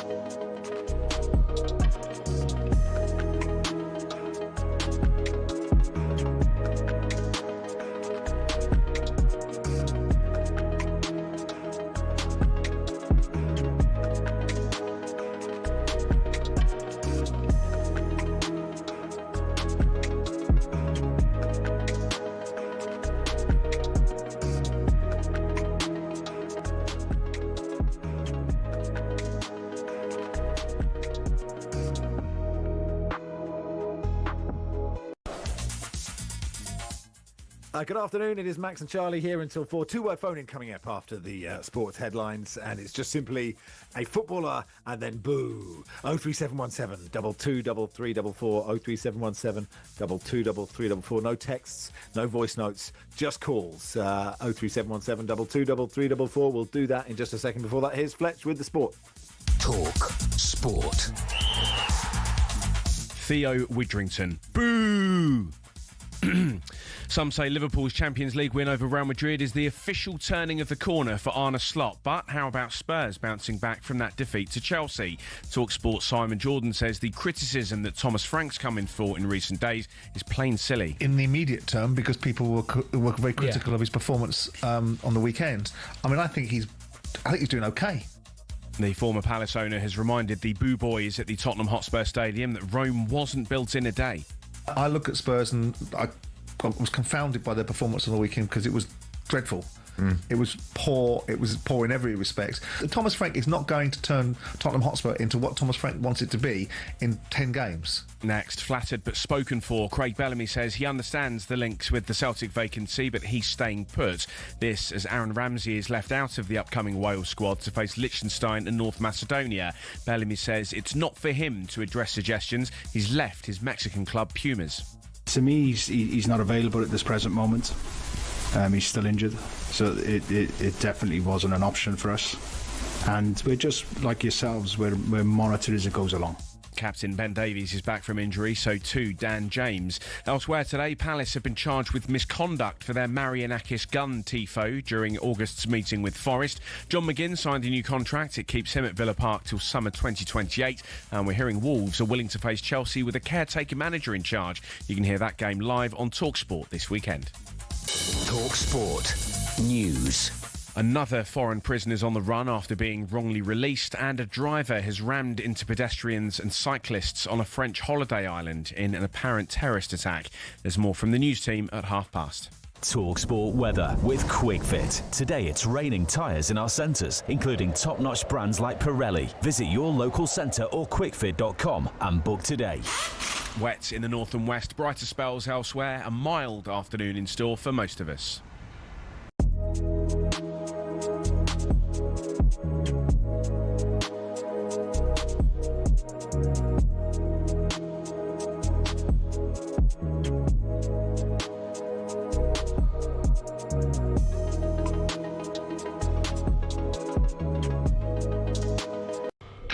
What's the best goal, Andy? Josimar. Oh, lovely. Just one word needed. Canio! Ian is a Man City fan. What's the best year, Ian? 2012, Aguero! Oh, never call again. Too many words. Don't use your phone again. Michael, throw your SIM card out of your phone. Throw it out the window. Drive over Burn your phone. Burn it. Michael, as a Preston fan, what's the best goal? Poppycock. What a great phone-in. Phone-in. So it is a two-word phone-in on talkSPORT. Yeah. It's a Saturday morning idea, Charlie. This is a Wednesday afternoon. Brought it to audience. Wednesdays. Slightly different. We've brought it to Wednesdays. We believe in you, but it's very simple. 03717 223344. And the question today is not a question. It's just a phone-in. It's just name a footballer and then boo. That's all we want. Should we go to the phone lines, Charlie? Let's go. Let's see how this goes, Max. The dump button at the ready. Yes, we believe in you, so don't let us down. Mark is a Celtic fan. Mark, a footballer and boo. Morris Johnston. Boo. Okay. Oh, Morris Johnson getting in the Lee. Lee is a Hull fan. Lee. Ashley Barnes. What's Ashley Barnes done? That's good stuff. Ashley. Colin.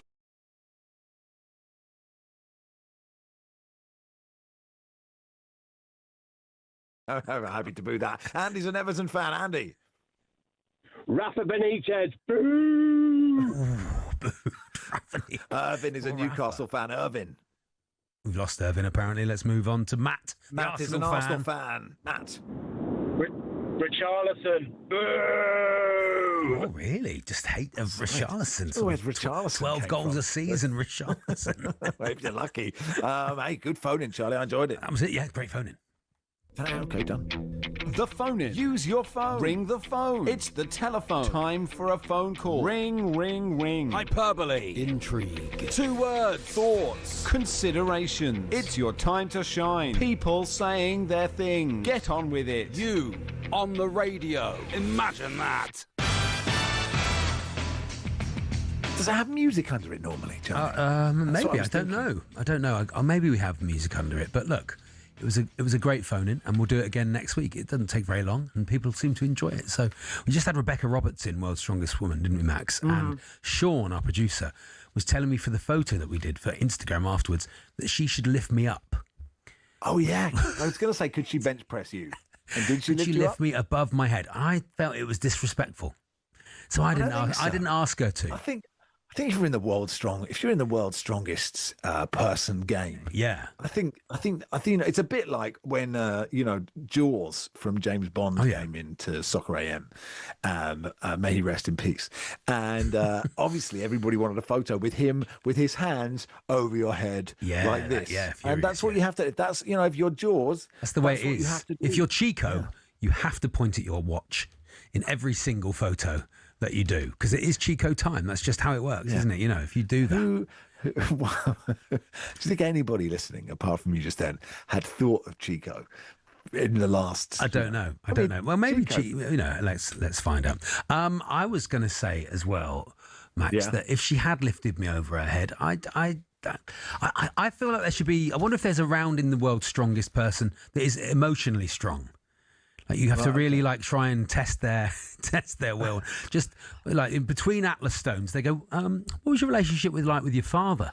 Oh, okay. Do you know what I mean? It could end up being like that bit on SAS Undercover where they've just done 6 weeks of marathons being punched in the face and then being made to punch their friends in the face, and then someone puts a bag on their head, right, and then they play baby crying noises for 7 hours, and then they sit them down and go, are you happy? And then they burst into tears on television, because you'd all burst into tears on television. I'm tired and very hungry. Really tired. You just did that one where I ran 16 miles and the truck was there, and then just as I get to the truck drives off. I've got a tax bill to pay, guys, and I've done this for the tax bill. And that's why I'm here, and now you're asking me if I'm happy. Yeah, exactly.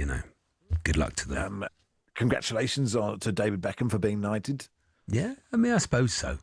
I think it's bad if you've moaned about something quite a lot and then you get it. I feel like that's right, I see. That's not good. Spread?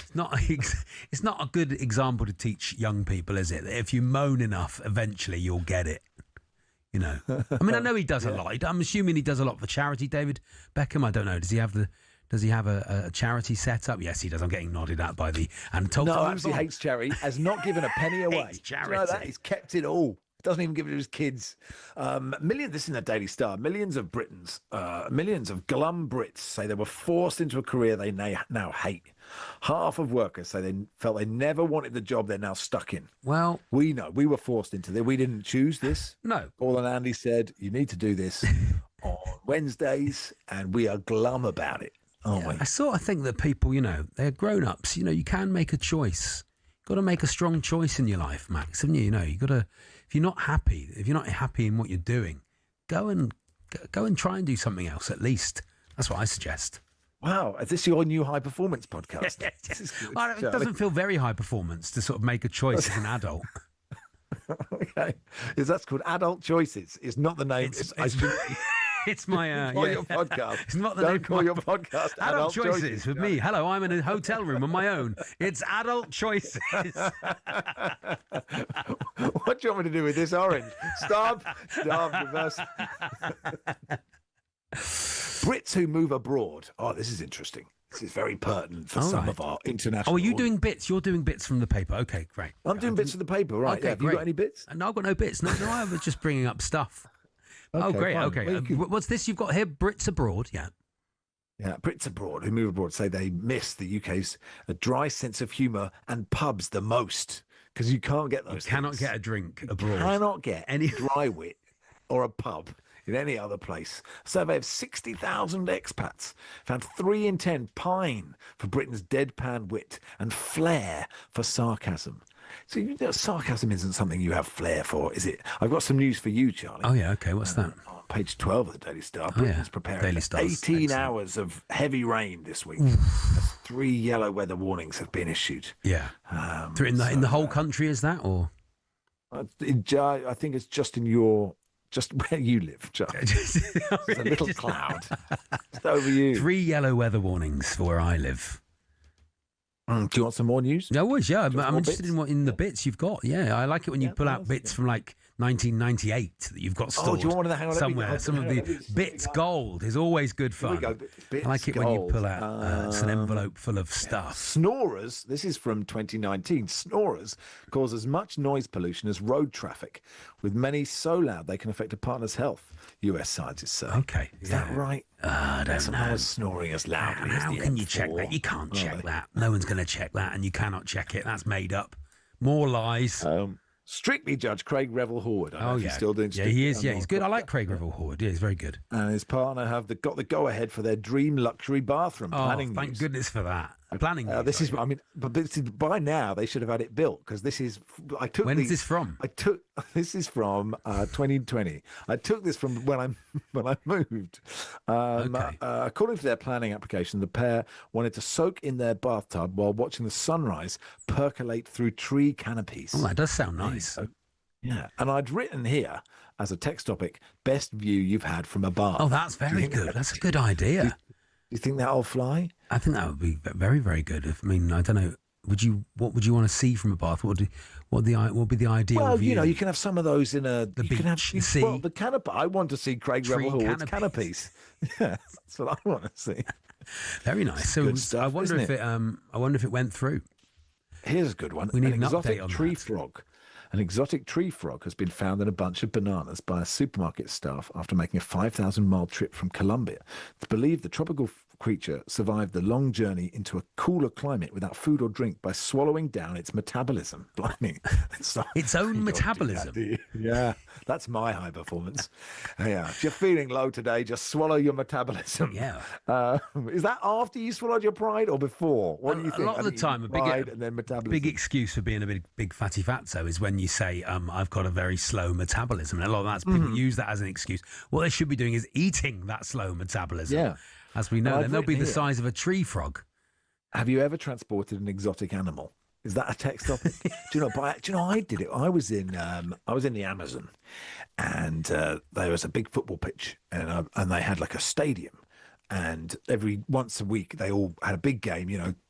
People who were there on holiday and all the locals who all played, and they called me Peter Crouch because I was quite tall. Oh, really? Okay. Compared to a lot of the local players, it was quite a muddy surface. I'll be honest, it was tricky. It was tricky. Anyway, after the game, I took my boots off because I always take Astros with me just in case. Just in case. Yeah. And thank you, Adam, for that text. Yeah, Adam, can't read that one out. Thank you. So I just put them outside the little hut that we were staying in. Then we were flying to another part of Ecuador the next day. So then in the morning, I put them in a little plastic bag, tied them up, flew there. And then when I got to the hotel that we're in after this flight, I put my hand in the boot to take out the insoles because it was all very muddy and disgusting. Yeah. And when I came out, I had I would say a 10-inch grasshopper on my hand. I mean, it could have been a tarantula, so not bad, but it was absolutely terrifying. I changed the ecosystem of Ecuador. We could do things you found in your boots. That's good fun, isn't it? That's quite nice. Things you found in your football boots is a lovely text topic. 81089. There we are. Ben Ross. Thank you, Ben, for your lovely text. A lot of text we can't read out coming in, Max. I don't even know what that is. I don't know. I think it's an avocado toilet set he's talking about there, but he's given it a street name. Oh, I see. Now, footballing superstar Cristiano Ronaldo. I'm glad they prefaced it with footballing superstar. If you weren't sure, has sat down for an explosive interview with Piers Morgan Uncensored. Good for them. Okay. Here he is speaking about his former club, Manchester United, and the current situation at Old Trafford. Manchester United still in my heart. I love that club, but we have all to be honest and look for ourselves and say, listen, they are not in a good path. So they need to change. And it's not only about the coach and players, in my opinion. There's a young Portuguese coach there now, Amarin. What do you make of him? He's not going to do miracles. Even the players, Manchester United have a good players, but they don't have, some of them, the mind what is Manchester United is. To watch the first part of that exclusive interview, go to Piers Morgan Uncensored. The second part will be airing tomorrow on YouTube. It's Max and Charlie here till 4.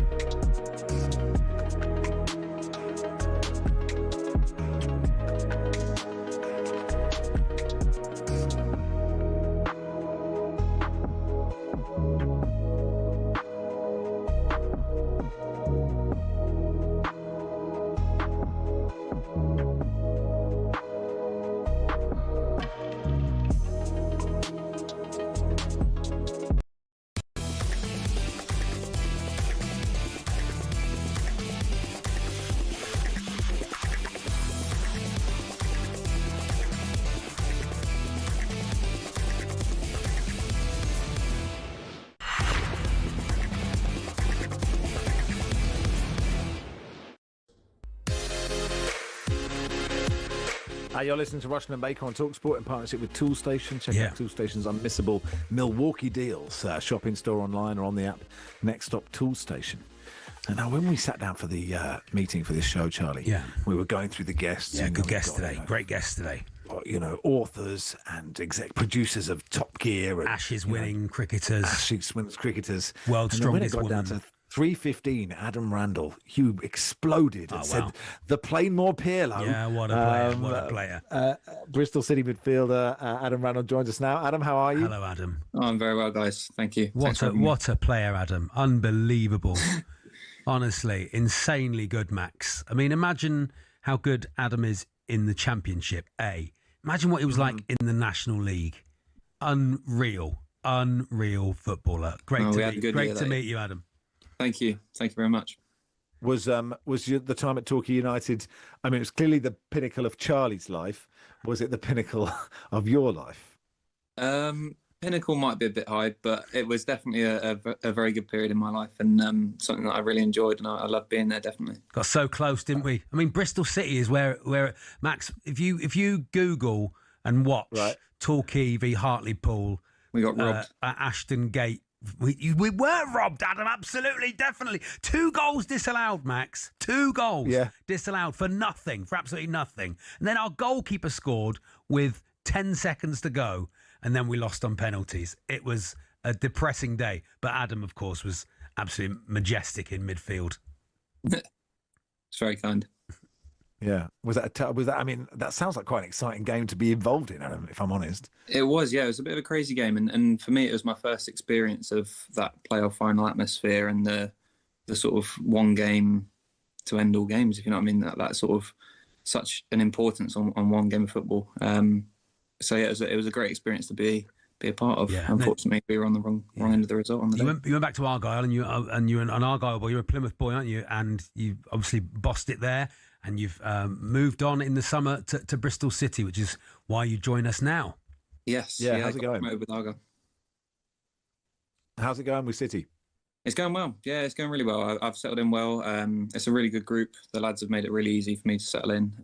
We found a nice place to live. So, yeah, we're all good at the moment. That's interesting because no one thinks about that bit, the nice place to live. No. You know, people just go, how are you sitting in the club? And actually, you know, for anybody, like it's a really big part of, like, I suppose you're sort of slowly moving. You know, if you go Torquay, Plymouth, Bristol, you're sort of coming into, I was going to say reality is what I was going to say. Yeah. That's I'm being rude about the West Country. That was offensive, wasn't it? To upset Charlie. Do him. But that's a real key part, isn't it, for you and your family to be settled? Yeah, definitely. I mean, I've been fortunate enough that I've not had to move too far away from where I live. I'm only 2 hours away from home, so going back to see family and friends is really easy. It's maybe unusual for me to have, like, this is my first move away from home. When I was at Torquay, I was still living at home, so I've been lucky enough that I've spent the majority of my career around friends and family, and this has been the first move, but it's been a perfect move really in terms of location and where I've got to. And you're at an event today. Free house, isn't it? You know, he can do what he likes now. Party every night. Career will be on the slide. Carry on with a serious. Career will be on the slide now, Max. Question, Charlie. You're at an event today for the Robbins Foundation, doing a Premier League kicks program. Talk us through it, Adam. Yeah. So, well, I need to go and turn up and see what it's all about, really. But as far as I know, I'm going to be going and spending some time with some kids who are playing football. Hopefully, that'll be a nice, diverse group of kids, and it'll be a nice, safe place for them to go and play a bit of football and have a bit of fun. How important is it, do you think, for a club? You know, Bristol City is such a big part, as Rovers as well, of that city. Like to get involved in the community. Is that something players like to do, or are you like, is it hands up in the training ground, or do you volunteer to do this stuff? I think it's a very mixed bag. Some people definitely enjoy it a lot less than others. I personally don't mind it. I quite enjoy it. I think that football is such a great way to get people active and to get people moving and to enjoy. I've always enjoyed football, so to enjoy doing something that keeps them fit and healthy. And for some young people, Adam, it gives them a place of safety. It gives them somewhere they can go that maybe if they're not feeling particularly great at home or with their parents, it gives them a different input, doesn't it? A different input into their lives. Exactly, yeah. And there's a lot of times where I've been playing football and it takes your mind off everything that you might be thinking of at home. Any stresses or anything while you're playing, it's just you're fully focused on the game, and it's nice to have that release sometimes. What's the aim for Bristol City this year? Right, I mean, it was last year. Did they have the playoffs last year with Liam Manning? Is that right? Is that I've forgotten? Right. So is it same again? Is that the target you set for yourself? Because that is for Bristol City. I mean, it would be amazing for a team. I see Bristol like the biggest city that's never have a team in the Premier League. I think that might be right. There or thereabouts, aren't they? You know, but to get there would be amazing. But do you set yourself that target at the playoffs at the start of the year? Yeah, I think so. I think everyone wants to improve year on year, and that's definitely a target for the club. I mean, myself personally, I want promotion, and that can only happen one of two ways. It's either playoffs or automatic. So I think definitely building on last year's efforts from the lads is something that's really important, and we want to be making sure that we're achieving the same, if not more, than what they have done already. And obviously, you famously were at Torquay, as Charlie remembers. How have you found the step up from playing there to playing in the Championship? It's obviously a huge difference, and I think it's hard to compare because I was at such different stages of my career. At Torquay, it was such an early start of my career. I hadn't played many games at all. It was my first experience of regular football, but every time you step up a league, it's obviously a new challenge. And playing in the Championship, I've had a couple of years' experience of it now, and it's tough. It's really tough. There's some really, really good players. Yeah. And every team has a threat. And as we're seeing this year, there's teams beating other teams that perhaps you wouldn't expect. It's a really close league, and anybody can be successful if they go about it the right way. I always think I don't know how old you were when you came to Torquay on loan, Adam, but that sort of loan when you're playing with men for 3 points, trying to take food off other people's table, that sort of level is invaluable experience that you don't really get in the under-23s. So it must pay off now you're actually playing in those big leagues. Yeah. I mean, it's ruthless. It really is cutthroat. I mean, at the end of the day, it can affect how much money you take home. It can affect people's mortgages, people's wages, and anything like that. And it's something that it adds that extra level of pressure and stress as well. And it's something that you need to deal with and come to terms with quite quickly. I think, thankfully, I've been in a position where it's not been too stressful for me. I've had parents that would back me up all the way, but. Yeah, obviously for some people, they might find themselves in a situation where they have to win. There's no other option. And that's sort of what's been bred into me now. I'd say the interesting between this, you said it was a long time ago, but what was non-league? Just you're standing in centre mid, just watching the ball go over your head, and now it's the pace of the game, but you're getting it to feet a lot. Or am I doing the non-league a disservice? No, I think it's tough. Every game of football is different. I mean, there's games in the Championship where I still feel like I'm watching the ball go over my head. Yeah. And likewise in the National League, there'll be times where I'm receiving the ball a lot more to feet. But I think the main difference that I find as you go up the leagues is the lack of mistakes that are made, and the fact that if you do make a mistake, it gets punished a lot more often. if you make a mistake in the Championship in the wrong area of the pitch, you're likely going to concede. Whereas in the National League, you might just get away with one or two.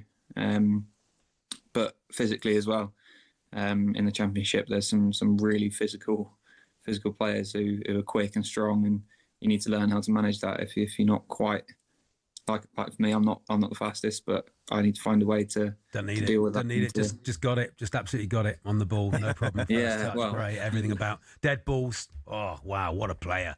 You and Sinclair Armstrong. I mean, it's more or less the Torquay team of the last 5 years.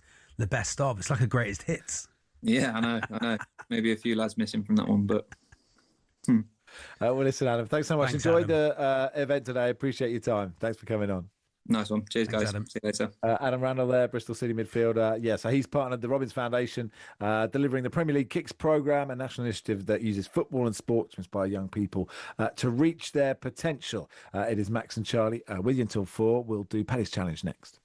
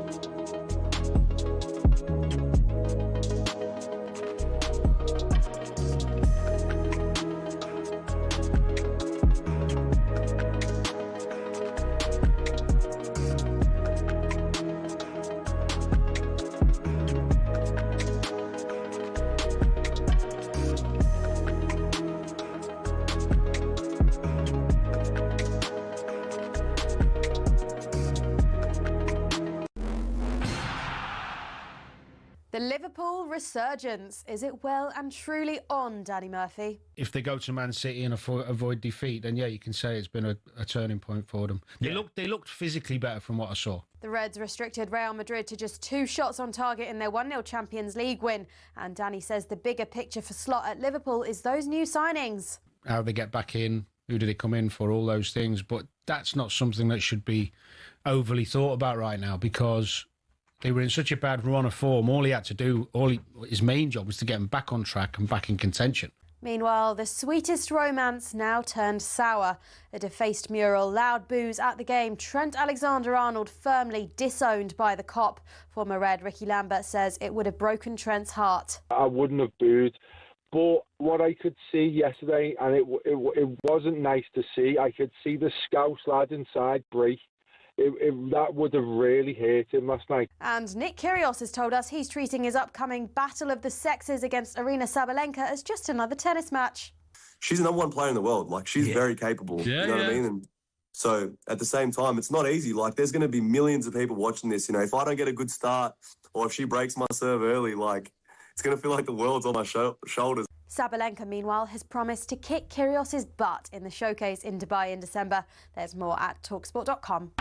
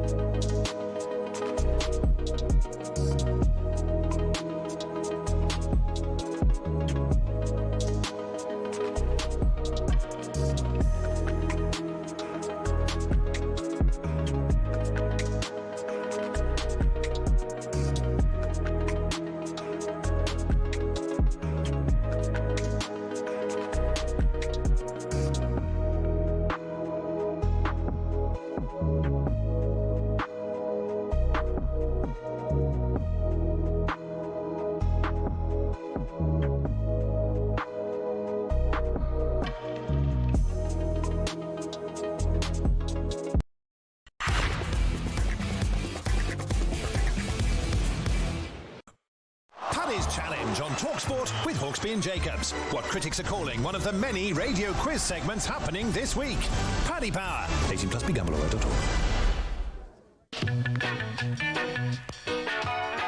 Good afternoon, you're listening to talkSPORT. Max Rushden and Charlie Baker here until 4. Time now for Paddy's Challenge, our quiz for charity in association with our friends and official betting partner Paddy Power. In Paddy's Challenge, we put our knowledge of the wonderful world of sport to the test with the chance of raising cash for our nominated charities. I'm playing for the Sporting Memories Network, Charlie raising funds for the Rowcroft Hospice, and helping to manage proceedings and ensure fair play is our guest quizmaster, Ben Fletcher. Welcome, Fletch, and good luck to all players.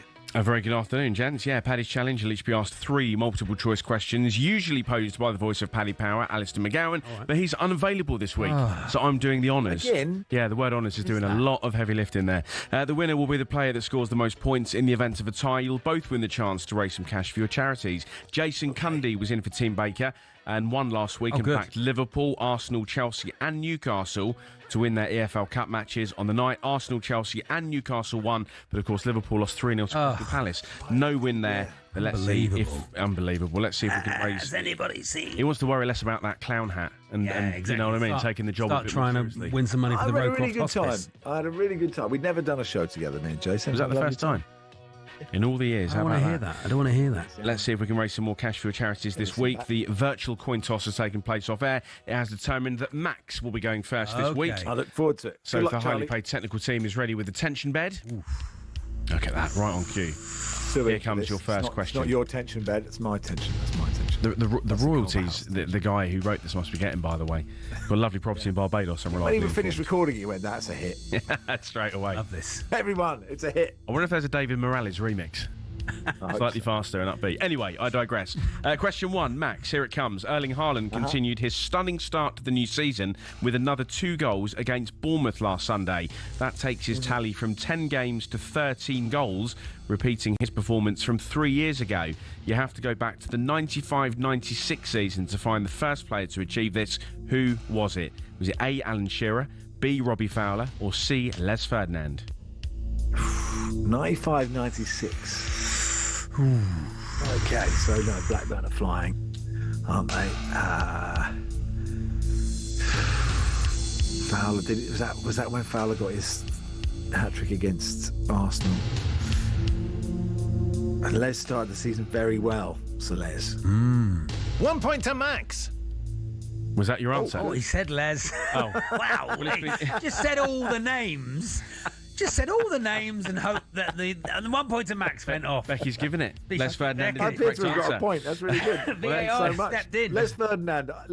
There's a strategy going forward, eh? Haaland's latest goals have taken his tally for City to 141 in 159 since joining the club in 2022. Charlie, I'll position the paper so you can't see. Okay.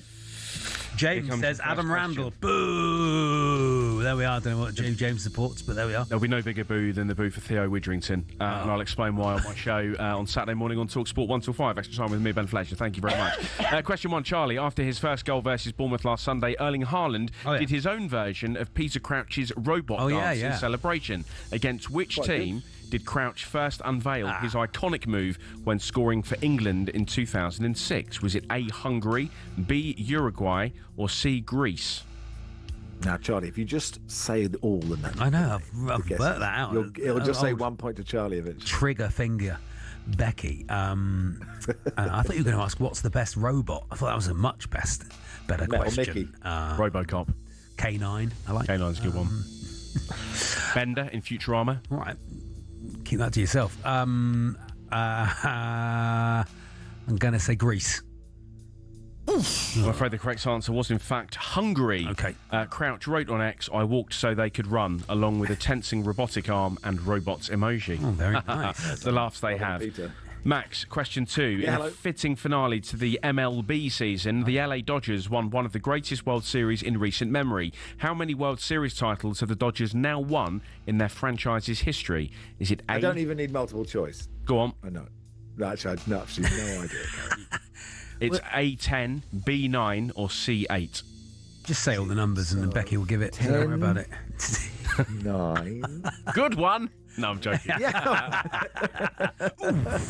Oof. Yeah. They've won it nine times, the Dodgers. Is that your final answer? Correct. Yep. 1 point to Max.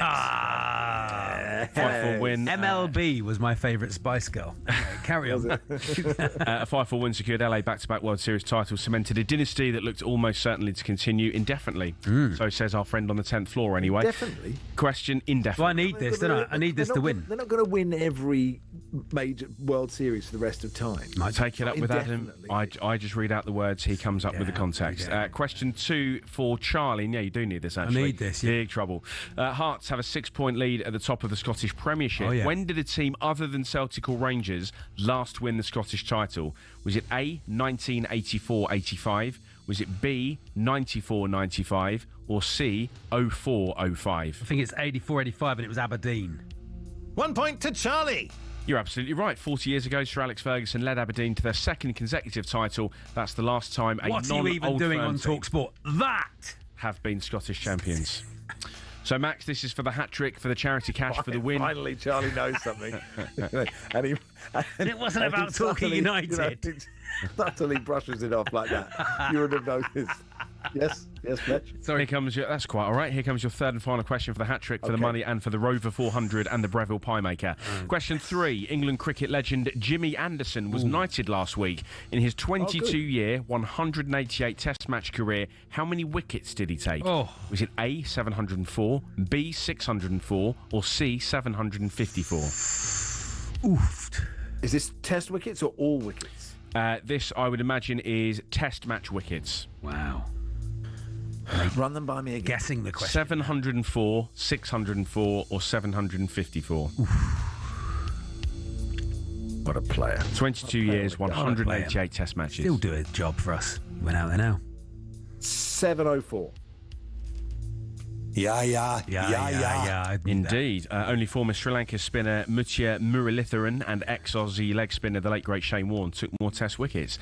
So, Charlie, you have lost, but we do believe in hashtag forced fun on this radio station, and hashtag forced fun we will force upon you now. Here comes your third and final question for a little bit of editorial credibility. Question 3. Ireland suffered a first defeat in Dublin in more than 3 years as an impressive New Zealand powered their way to a second consecutive Rugby Autumn Nation Series win. It ends a home win streak for the Irish of how many games? A, 19, B, 22, or C, 12? 22. Oh dear. Oh dear, it was 19. I'd lost interest. Did you just say I you knew idiot? I'd lost. Max called me an idiot. Total moron. What an idiot. Lovely bit of needle there. Ireland, by the way, they've won 5 of the last 9 meetings between the nations. They looked rusty for large parts of an attritional match. There we go, a bit of editorialisation from our friend Adam. Anyway, congratulations to you, Max. 3 out of 3. You are today's winner and have won a free £20 bet that Paddy Power will place for you, so you can try and win some cash for your charity. It just remains for me to ask, what are you going to go for? I am going to go for Cambridge to beat Brighton in the English Football League Trophy tonight, Southern Group H, 7 o'clock kickoff that I just realised we're playing this evening. Very nice. Any particular scoreline or just the Cambridge win? Brighton. Just the Cambridge win. So it's Brighton under 21s, isn't it? I don't want the scoreline. No, just a win. A win, okay. And that's live on talkSPORT 3. Careful. All right, we'll see how you get on and reveal the winnings next week. Thank you, Fletch. Lovely, Fletch. That was this week's challenge in the book. Thanks to our friends at Paddy Power, 18+, begambleaware.org. Paddy's Challenge on talkSPORT with Paddy Power. 18+, begambleaware.org. And now every week you can watch the London Lions for free. We chatted to a London Lion. We did. Play. It was good, wasn't it? Yeah, by heading to the talkSPORT YouTube channel. We asked him how tall he was. We thought no one's going to be interested in how tall people are. And certainly no basketball player's ever been asked that before. It was the first time ever. Hey, Scotty Pippen, I've got a question for you. Tonight, they're in Germany for round 6 of the Euro Cup, and they're doing incredibly well, or they're doing badly, I don't know. All the ins and outs. A tip-off is at 6 p.m. tonight.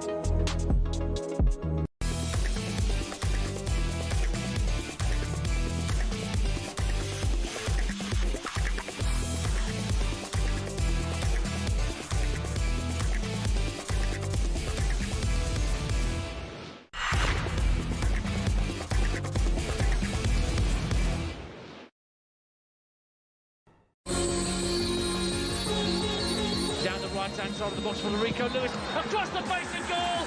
And guess who? Erling Haaland rifles it home. I can't think about records I can break.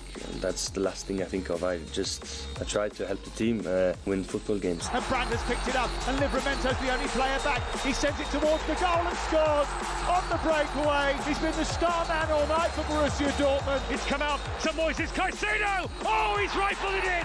What a strike! Chelsea have surely won it. Samata playing him in. Gordon rolling it in. It's Barnes. It's 3. Galvanise their chances of a top 8 finish in the Champions League. Champions League football is back.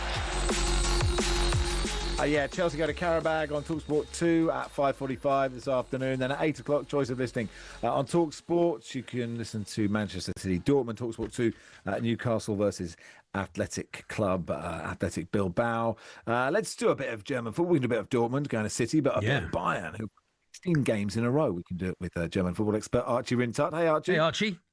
Hey, Max. Hey, Charlie. Thanks for coming on, Archie. I mean, Bayern are always quite good in the Bundesliga, aren't they? I mean, generally, but 16 wins in a row, that's excessive. Yeah, what part of winning 12 of the last 13 Bundesliga titles and being Germany's record champions told you that, Max? Some great initiative, yes. They are generally pretty strong, but even by their standards, this is exceptional.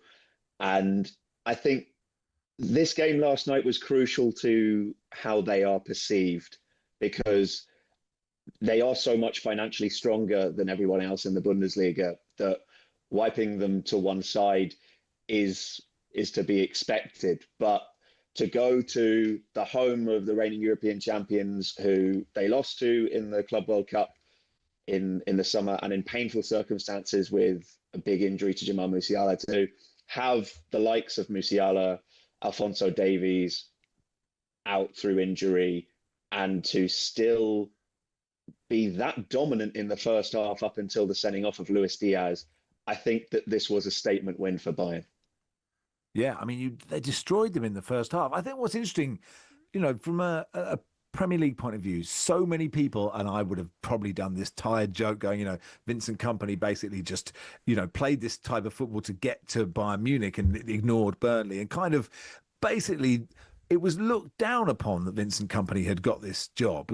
This was ridiculous that he'd got this job, and he seems to have turned them into the best Bayern that people have seen. That's early in the season, I know, but he's done incredibly well.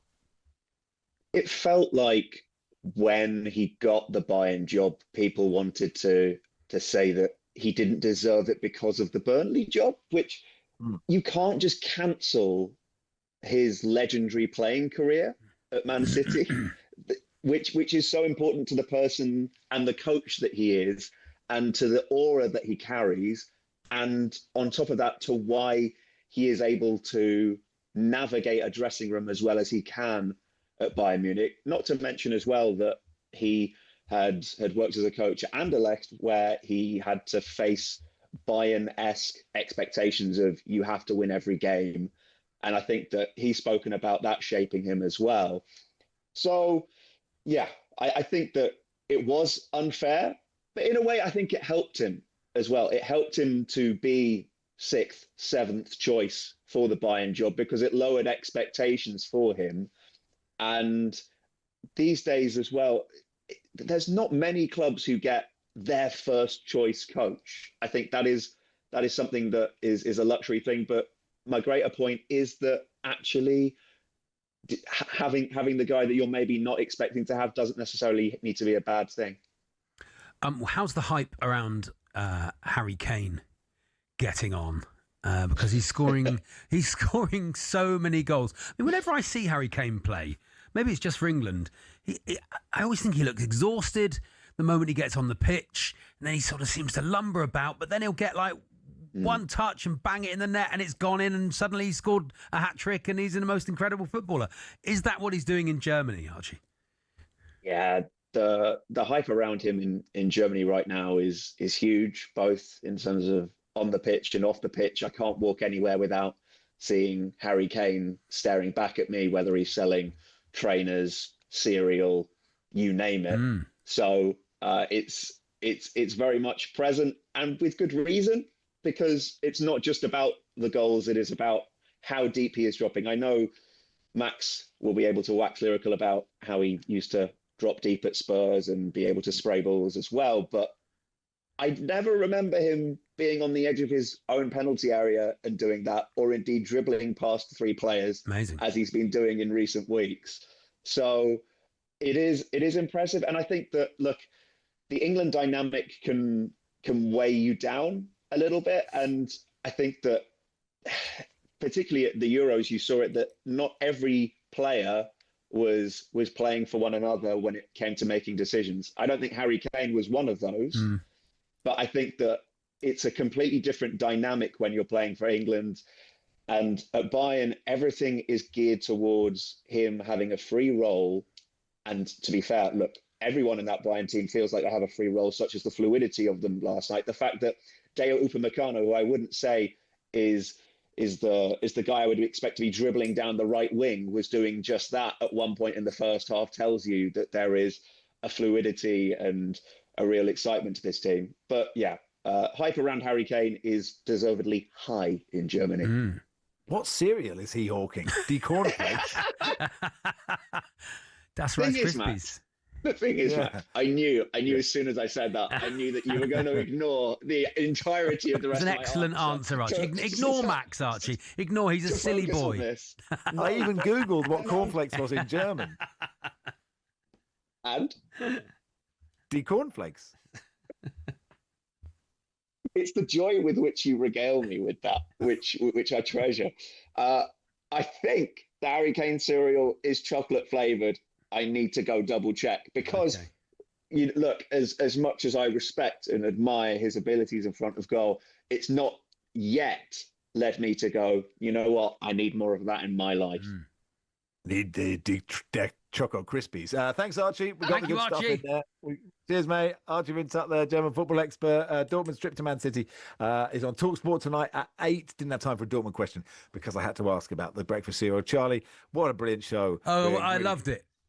Yeah, absolutely loved it. Ali Oladipo and Darren Bent are next with Champions League Drive, and then commentary of City, Dortmund and Newcastle Athletic Bilbao across the talkSPORT network and Carabao Chelsea as well.